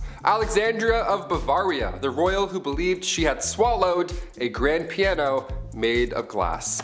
I'm not joking, yeah, she was a princess, so not technically a queen, but this is so insane that I had to kick off this list with it. The 23-year-old Bavarian princess was quite the scholar. She was known to enjoy literature, but she equally put energy into convincing those around her that she'd swallowed a piano made entirely of glass when she was a wee child. She grew up afraid that her inner piano would shatter. We have an inner demon, she has an inner piano made of glass. So she would enter rooms slowly and sideways, I'm not kidding, to, you know, avoid cracking that personal piano problem. Just like King Charles VI, he thought he was going to break at any given moment. Saying you were made of glass was quite an uncommon delusion. The victims were more often than not royalty. They had glass, they watched this fancy material shatter in their hands all the time. No wonder, it probably scared them. There's actually a play on this glass delusion. It's called The Glass Piano by Alex Sobler. Quite recent too, apparently it's a blast. Check it out if you have the chance. We love that. Keep writing plays about glass pianos. This is insane. At number 9, Rosemary's Baby. Back in the days of old, it was very important to the monarchy to have a male heir. Many kings throughout history have been known to get very upset when they weren't given a son to inherit the throne, and they put a lot of pressure on their wives to give them a boy. Why? I don't know. The boy's kinda stuck. Anyway, this probably drove a lot of people crazy, but there is at least one confirmed case of crazy baby fever from Maria Eleonora. She kept trying to have a baby, but when she finally got pregnant, everyone was hoping for a boy. Unfortunately, the odds weren't in her favor, and she gave birth to a little girl instead. People knew that Maria would get absolutely triggered upon learning of her baby's gender, so they kept it a secret from her as long as they could, but eventually they had to tell her, and Maria was pissed. She really went looking for that receipt to return that baby and get a refund or at least a store credit. When she found out the baby was a girl, the queen reacted by saying, quote, "Instead of a son, I am given a daughter, dark and ugly with a great nose and black eyes. Take her from me, I will not have such a monster." End quote. Like damn, tell her how you really feel. After that, mysterious things started happening to this baby, like a wooden beam mysteriously falling into the baby's crib and somehow accidentally falling down the stairs. Even the nurse once dropped the poor kid onto the stone floor. Like, I get it, you're disappointed, but that's still your kid, and a lot of people aren't given that privilege, so be grateful for your spawn. Number 8. Dirty talk. Going back to the 15th century to Queen Isabella of Spain, now it's not uncommon for queens to brag, be it about their wealth, status, their mans, you name it. But to brag that you've only bathed twice in your life, that's a bit odd. What's the deal with this? Okay, well back in 537 AD, Rome had 11 aqueducts that ran over about 1,000 public fountains, okay? Over 900 bathhouses included. It was quite important, but when invading Goths cut them off, the Catholic Church literally had no idea how to fix the problem. So instead, they just told everybody that bathing was a sin only practiced by pagans. So at one point in history, you could have ran a bath, thrown in a bath bomb, relaxed for an hour, got out, and then immediately you're a sinner. Worst of the worst too, how dare you? Having a bath on Monday afternoon, you monster, you pagan monster. The Old Spice guy would have rocked their world. At number 7, Mother Knows Best. I think after hearing about these queens who've done some dark things to get their way, you would think that it's safe to say you don't mess with a woman and her plight for power. Unless you want to end up 6 feet under, that is. One Roman empress, Julia Agrippina of Rome, was pretty spoiled already. She lived a lavish life, her husband was the emperor, and she had a family. But that just wasn't enough for her, and she wanted it all. Julia was quite ambitious, and she spent most of her early life trying to dethrone her predecessors. She believed that she and her son had a claim to the Roman throne by birthright, and so she bamboozled her way into royalty by tricking her uncle Claudius into changing Roman law so that they could get married. Ew. Suddenly though, after they got married and she became empress, Claudius died, and most people think that Julia had something to do with it. That's likely the case. She and her son Nero went on to rule Rome from 49 to 54 CE.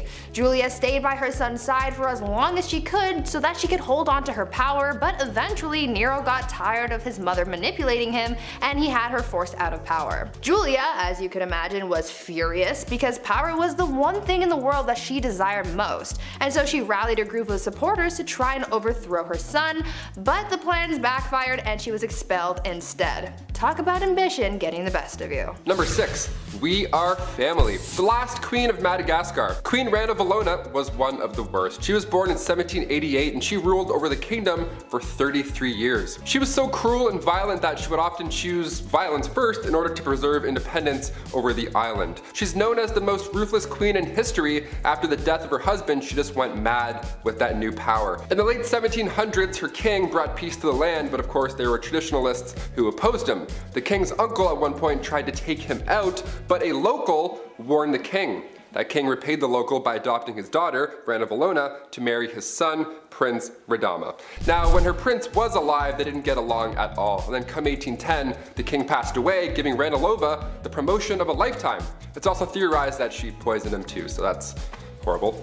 Ranilova kept away the advances of the French and the British and left bodies of those who tried to attack out for display on the beach. Lovely, like bobbleheads. In 1845, Queen Rana Valona ordered 50,000 subjects to build roads across the jungle for 4 months straight for this massive buffalo hunt. Well, 10,000 of those poor souls died of starvation and exhaustion, and also not one buffalo was hunted, nor seen.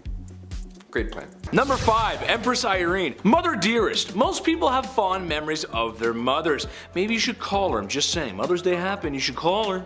Empress Irene was a woman who wanted power. Honestly, who doesn't? We've all got a little bit of Sith in us. Yes. Her son, who had naturally inherited some of her power, was growing stronger by the day. Now, maybe it was ego, maybe it was envy, maybe her son just took down her live, laugh, love signs. I'm not sure. But Irene was not having any of it. So, when her son least expected it, she had 2 guards apprehend him and had his eyes gouged out.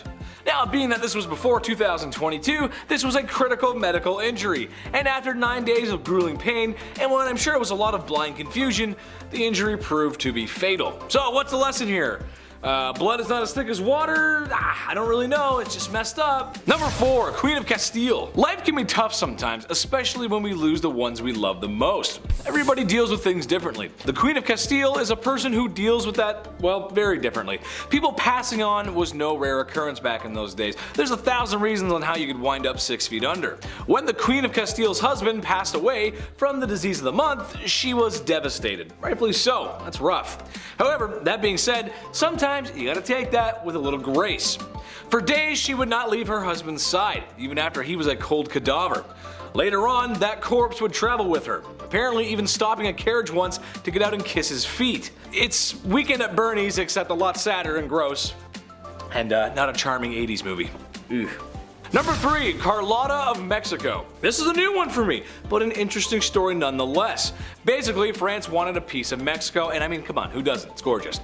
Carlotta was a Belgian princess who kinda just married into the royal family and got plopped down in some chaos in Mexico. There was a war, enough political strife to make anyone involved in the Watergate scandal start to look for documents. It was messy, it wasn't a good time. It got so bad that she had to go back to Europe and basically made the call that all university students have to make after Frosh Week. Hey mom, dad, listen, yeah, I'm great. Do you think maybe you could send me some money? Yeah, I need some help. Except her phone call wasn't like that. Her phone call was more like, hey, European nobility, can you come please save my husband because he's about to get de-lifed and like stabilize the country? Thanks. Spoiled princess calling. Hi. It didn't work out in the end. He got de-lifed, she went back home, and well, she went a little crazy. Number 2, Elizabeth Bathory. Serial de-lifers, your queen has arrived. I think this one is one of the more interesting cases in history. Usually when you think of a creepy de-lifer that lurk in the night, you think of Gacy, Dahmer, you know, guys like that. It's not very often that it's a woman and or someone from before the 19th or 20th century. That's just how it goes. I'd also argue perishing and manual de-lifing was a part of life back in medieval times, so kind of hard to quantify what is and isn't a serial de-lifer or life taker. However, I think she counts. The body count is estimated to be somewhere in the hundreds, and a most peculiar rumor is that she bathed in the blood of her victims. Ooh, that's gross. Bathing in water. That checks out. Bathing in mud. You go to a spa. That checks out too. Bathing in beer. Sticky and strange, but check. I've done it. One time I did that. Bathing in blood. That's a no calzone for me, chief. While the bathing in blood thing might be false, the evidence of her crimes were not. Imagine being so spoiled you can hide bodies. Number 1, Queen Mary. Henry VIII was a big bad dude who wanted it his way. He wasn't the Burger King, although by looking at him you could tell he was packing a few of those bad boys away too. No, he was the King of England and he had many wives and was spoiled himself. So, do you think his children grew up humble and wise? Nay, kind sir and madam. Queen Mary took the throne a few years later and wasn't happy with the Protestants. Ugh, too many, she said to herself. Well, if you've heard us talk about her before, she'll probably come up again time and time again because, well, she cooked those people on a wooden stake. Over her reign, countless people felt the fires of her wrath, hence the name Bloody Mary. Number 10, Marie Antoinette. I wonder what it must have been like to be the Queen of France. To sit in a palace and eat all those delicious foods that your cooks can make while the peasants outside struggle to eat and sing about bread for some reason. I don't know, Les Mis reference. It's a life of beauty, balls, and not listening to what the stinky peasants outside have to say. Except that's the very reason why Marie Antoinette was the last queen of France. You can only spend so much time and money on your exuberant lifestyle before the people get fed up. I mean, these people have nothing. It's kind of difficult to control people when they don't even have food at home. They let the queen know how upset they were when they decided to remove her head from her body. Number 9. Bloody Mary, Bloody Mary, Bloody Mary. Sometimes it's just in the name, isn't it? Like Mario, you know that he's an Italian plumber. Or Luigi, you can tell that that's an Italian plumber's brother. And King Dedede, king of the DDDs or something. I don't know. Okay, maybe the names don't always give it away, but Bloody Mary does. Most known for her liberal use of the wooden stake and the whole burning folks alive thing. I wish I could tell you it was for barbecue, but it was actually for some more serious religious persecution and reformation. The Catholic Church was hot, but the witches and heretics burning at the stake were hotter. No cap. Number 8, Reina Valona of Madagascar. This one is a new one for me. Didn't know about this, but here we go. So basically, Queen Reina I'm just gonna call her Queen Ravioli because I can't pronounce it. Basically, Queen Ravioli takes over from her past husband. She says to herself, how can I make things better? Oh, I know. How about I become a ruthless, bloodthirsty, unaliving tyrant? Great idea, right? Yes, very not great success. Yes, unfortunately she did many heinous things. Something I found out to be particularly interesting, however, was her destroying the many good things her husband had set up before her. Madagascar had some European intervention, and while it's true that a lot of times that is a bad thing, and yeah, it's a bad thing, and it does bring some bad stuff with it, however, it also brings a lot of good things with it.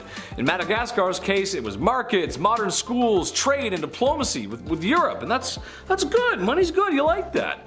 Well, the Queen wasn't having any of that, so she reformed. And by that I mean she repressed and unalive people. Number 7, Empress Irene.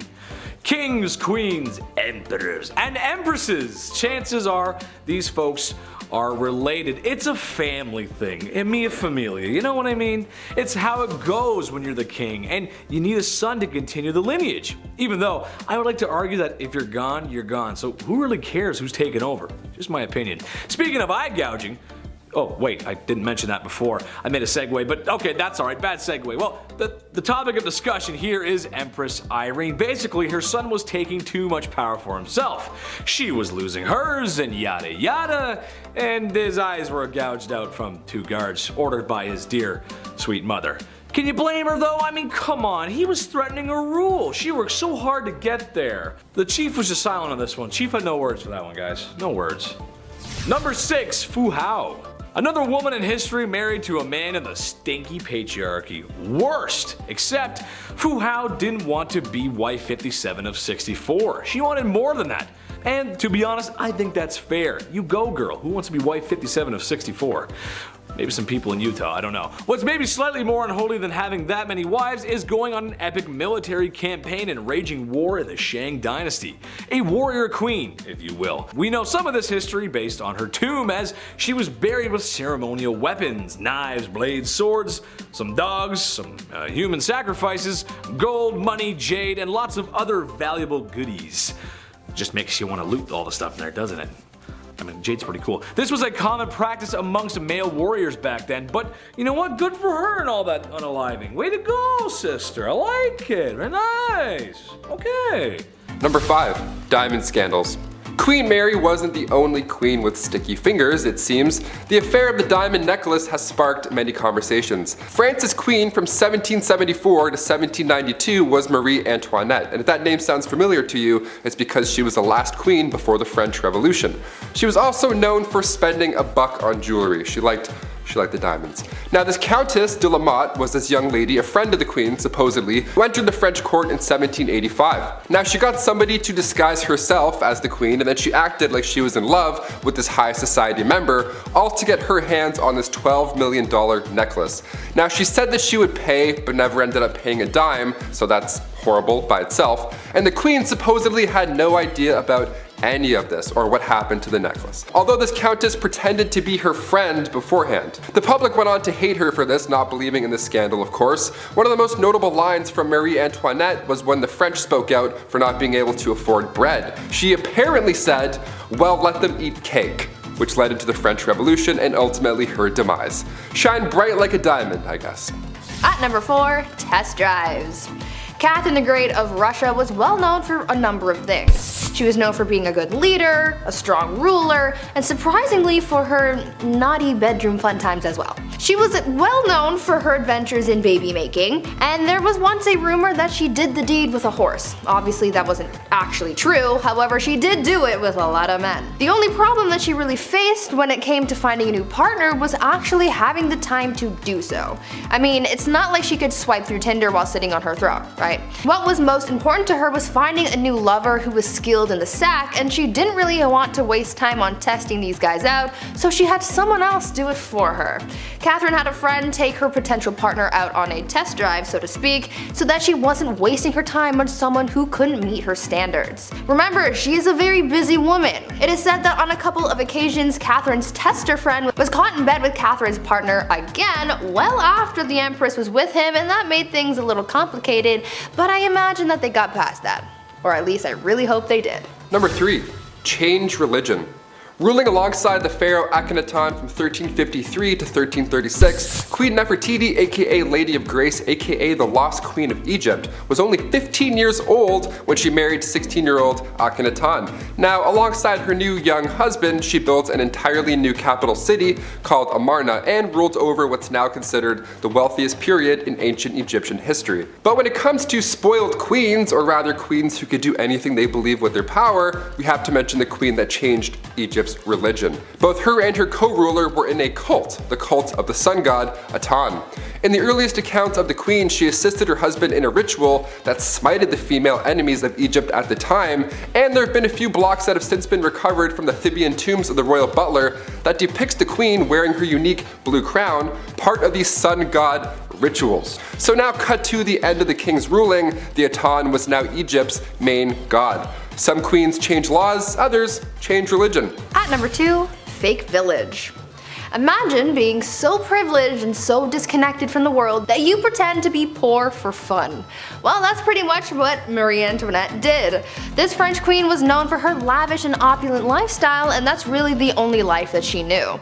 Apparently, living the life of a rich queen started to get a little boring for her, and she wanted to find an escape, and so she got her people to build a fake village for her so that she could pretend to be a commoner. This fake village included 11 cottages, a lake, a water mill, a working dairy, a windmill, a barn, and other quote-unquote peasant buildings. Marie apparently loved this little peasant village, and she would bring other people to enjoy it too. When she brought her guests to the village, she expected them to yes-and their way through the day and really immerse themselves into their role of a common person. She would even tell her ladies to ditch the ball gowns and wear something simple to blend in. Marie even took her kids to the fake village to teach them about farming. Even though she loved her pretend peasant lifestyle, it still didn't help her bond with the real common people, and it certainly didn't save her from the guillotine. And finally, coming in at a number 1 spot, surprise entrance. The last true pharaoh of Egypt, Cleopatra VII, ruled from 69 to 30 BC. She's known mainly for her love interests, of course her two mans, Mark Antony and Julius Caesar. And to this day we're still trying to uncover more dazzling details of the lost queen. Now she ruled alongside her young brother, and her life was much more than being just beautiful, which is what everyone seems to focus on more than anything. Both children were assigned to the throne, Cleopatra being 18 and little bro being 10 years old. So Cleopatra, being a little older, therefore a little wiser, became the ruler. A couple of years passed and eventually Cleopatra was pushed out of Alexandria over her greed for power, classic, but her little brother, equally a co-ruler, had her driven out. He was jealous, and honestly I'm the youngest in my family, I kinda get it. But Cleopatra wasn't quite done yet. She had a few tricks up her sleeve. Believing she was the goddess Isis, reborn, this beautiful goddess, Cleopatra made these dazzling entrances whenever she could. Most notably in 48 BC, right when Caesar arrived in Alexandria during that family feud with Ptolemy VIII. She wanted to meet the Roman general, but she couldn't be seen because there was a little bit of family beef, so she had herself wrapped up in a linen sack and then personally delivered to Caesar's bedroom. Hashtag your order has arrived. Surprise.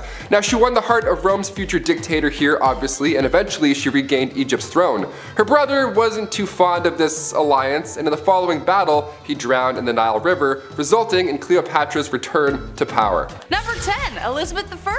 Good old Queen Bess is one of the most remembered queens in the British monarchy, male or female. She's a pretty big deal. Elizabeth loved to make her fellow male nobles fall under her spell. She was witty, cunning, and very well liked by her court. However, one of the things that earned her some enemies was establishing a Protestant England. Her sister Mary, her predecessor, fought very hard for the opposite. She was very Catholic, and we will get to how bloody that was later, but Queen Bess a lot of people off, especially Spain. She was supposed to marry the Catholic Spanish king after her sister passed, but she turned him down. This led to a conflict between Protestant England and Catholic Spain, but her navy defeated the Spanish Armada in 1588. Mary, Queen of Scots, laid claim to the English throne and was one of Lizzie's greatest internal threats. Mary was a Catholic, which made all the Catholics of England back her. Mary was also presumed to be behind several assassination attempts against the Queen. Finally, Queen Elizabeth had to take action, and after keeping her cousin hostage for 20 years, she finally had to have her executed. And we'll talk more about her later. Number 9, Catherine the Great. So Catherine the Great was called the Great for a reason. She was a pretty epic woman by most accounts. She even had one of the first vaccines, which is pretty crazy. Though she wasn't actually born in Russia or even Russian at all, Catherine was not content to go down in history quietly. She considered herself an enlightened ruler, and history tends to agree, with aims of prioritizing education for the people. She had many lovers, and there is enough evidence to suggest that the son she had was illegitimate. Peter III of Russia was hardly the man Catherine intended on marrying, and later planned a coup against him, which resulted in her position of power. However, the coup did turn bloody when on July 17th, Peter died under mysterious circumstances. There isn't proof that she was directly involved or even knew about it, but it cast a dark shadow over her reign for the rest of the time. Number 8, Grace O'Malley. We've got enough traditional royalty on this list that we definitely need to spice it up. Enter Grace O'Malley, the Pirate Queen of Ireland. Pirate Queen! What a title. Definitely considered unholy behavior, Grace abandoned the traditions of women of the time and fled to the sea. There, she took on the waves and perils of Davy Jones' locker with a legendary ferocity.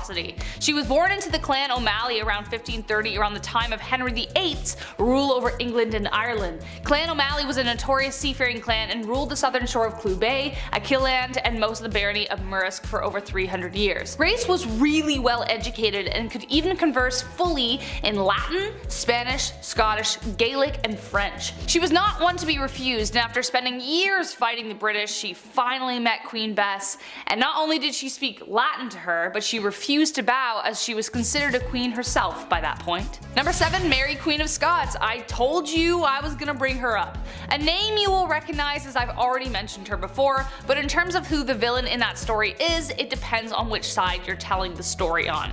Mary's story is full of tragedy, romance, betrayal, loss, and heartbreak. Unlike Lizzie, Mary was a dedicated Catholic and spent the entirety of her reign trying to gather the Catholics against Elizabeth. She had a series of marriages and relationships that led to tragedy every which way she went. Her first husband, the Dauphin of France, died shortly after their marriage. Her second husband she loved until he became a drunkard, and then she just started running things. But he was mysteriously unalived while she was 6 months pregnant. He was inside a building that exploded, but his body landed outside, and it turned out he was strangled. So what happened there? She would later give birth to 2 stillborn sons, but she would have sons later on. She would have a son who would inherit the throne after Elizabeth's death, but it was due to Mary's plotting and scheming that eventually ended her in death. So she did actually plot to kill Elizabeth.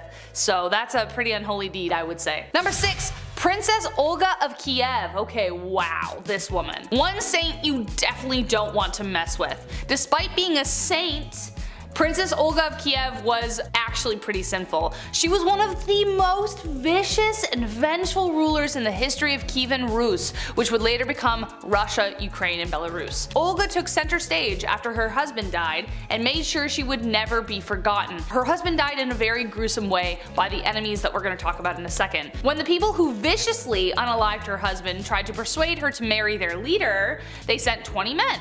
Olga told them to wait in their boats, had her men dig a ditch in the meantime, and the next morning buried the men alive. She then lied and told the king she would accept his offer if he sent his best company to retrieve her. He didn't know about all that stuff yet. When they got there, she locked them in a bathhouse and torched it. But it didn't stop there. Olga didn't stop there, that's not her style. She would later host a steak dinner with her enemies in which they were staked. Very Vlad the Impaler, I know. Then she set whole villages on fire by attaching sulfur to pigeons, and then it was just crazy. Damn, like hell has no fury like a woman scorned, let me tell you. Number 5, Charlotte Augusta. Princess Charlotte Augusta of Wales lost her life in 1817, and when I say ancient, this is probably the most recent that I'll go, because I know ancient means way back. I gotcha. But I have to include this one because as far as royals go, she was loved at this time. She ended up falling in love with Britain's Prince Leopold, but a year and a half later, she died giving birth. She was healthy at the time. She was only 21 years old when this happened. Charlotte was lined up to be the queen one day, and historical accounts say that the doctors here were at fault.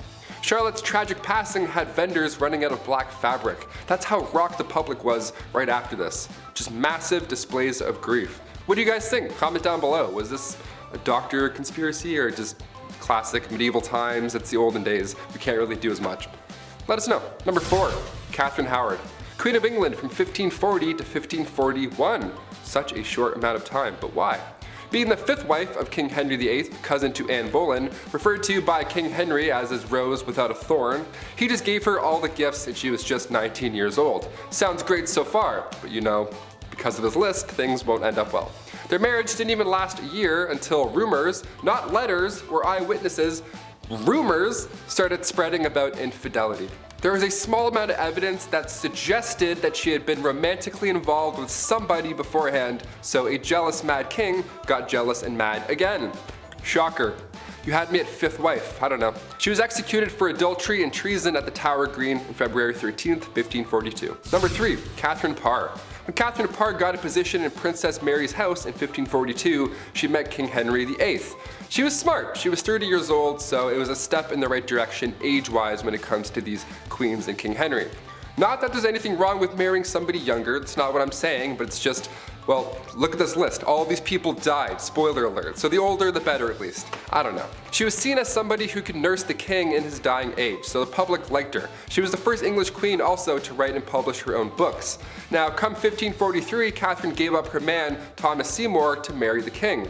The two got married that July at Hampton Court Palace, and from that point on, her beliefs were deemed dangerous. Queen Catherine was a supporter of the English Reformation, and Catherine's religious opponents were plotting against her, and they tried to convince the king that she was dangerous.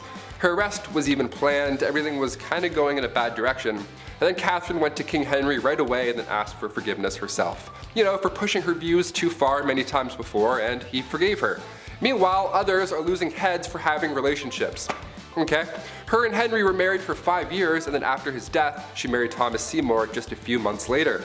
And then come September 1548, she died after giving birth to her daughter. The account of her death comes from a lady-in-waiting and friend of Catherine Parr, comes from Elizabeth Tyrrett, only her account is fishy because she never liked Thomas Seymour to begin with. She made it seem like Catherine was speaking about her husband in a negative manner when she was dying, and this is the only time in history where that's ever been an idea. So what do you think? It's like broken telephone, but hundreds of years ago. I'm like, maybe she was friends? I don't know. Sounds like a conspiracy. Number 2, Anne of Cleves. Where to even begin here? Okay, this one is sad, man. Anne was right in the middle of Henry's wives. She was married to King Henry for 6 months, and it was seen as quite strategic in a way. Henry's chief minister convinced him to marry one of the sisters of Germany's Duke of Cleves, either Anne or Amelia. So in order to decide, Henry requested that Hans Holbein travel to Cleves to paint a portrait of each sister. This is like the birth of Tinder right now. I'm not joking, this actually happened. This man compared portraits and then chose Anne because every man praiseth her beauty. She was compared to the silver moon. Yeah, try that on a dating site. I praiseth thou beauty, madam. Super swipe. A treaty was signed, and a few weeks later Anne arrived to England. Henry was beyond upset because she looked nothing like she did in her portrait. Yep, real life, this is what really happened. He tried to stop the wedding because of this, but it was too late. They had to follow through and they got married on January 6, 1540. Anne later accepted the divorce because obviously a divorce was in play after what you just heard, and then she lived as the king's sister peacefully until her death in 1557. Of all the ways to be remembered in history, King Henry made this horrible for Anne. And finally, number 1, Cleopatra. Last of the Egyptian pharaohs and last on our list. One of the biggest questions to this day is just how Cleopatra died. What happened? It's been rumored for a while that a snake bite was the culprit, but many believe that Cleopatra also allowed a poisonous snake to end her life. They think it was a bite from an asp. But there's also a large amount of historians that also believe that she poisoned herself using a hairpin. Her lover Antony fell on his own sword, but Cleopatra, she just poked herself. She barely lost blood. Now, as a youngin', we have to note that Cleopatra was brilliant. She was also interested in learning specifically about chemistry. So this theory about her poisoning herself doesn't sound very far-fetched. Until we find her body, we'll really never know. What do you guys think?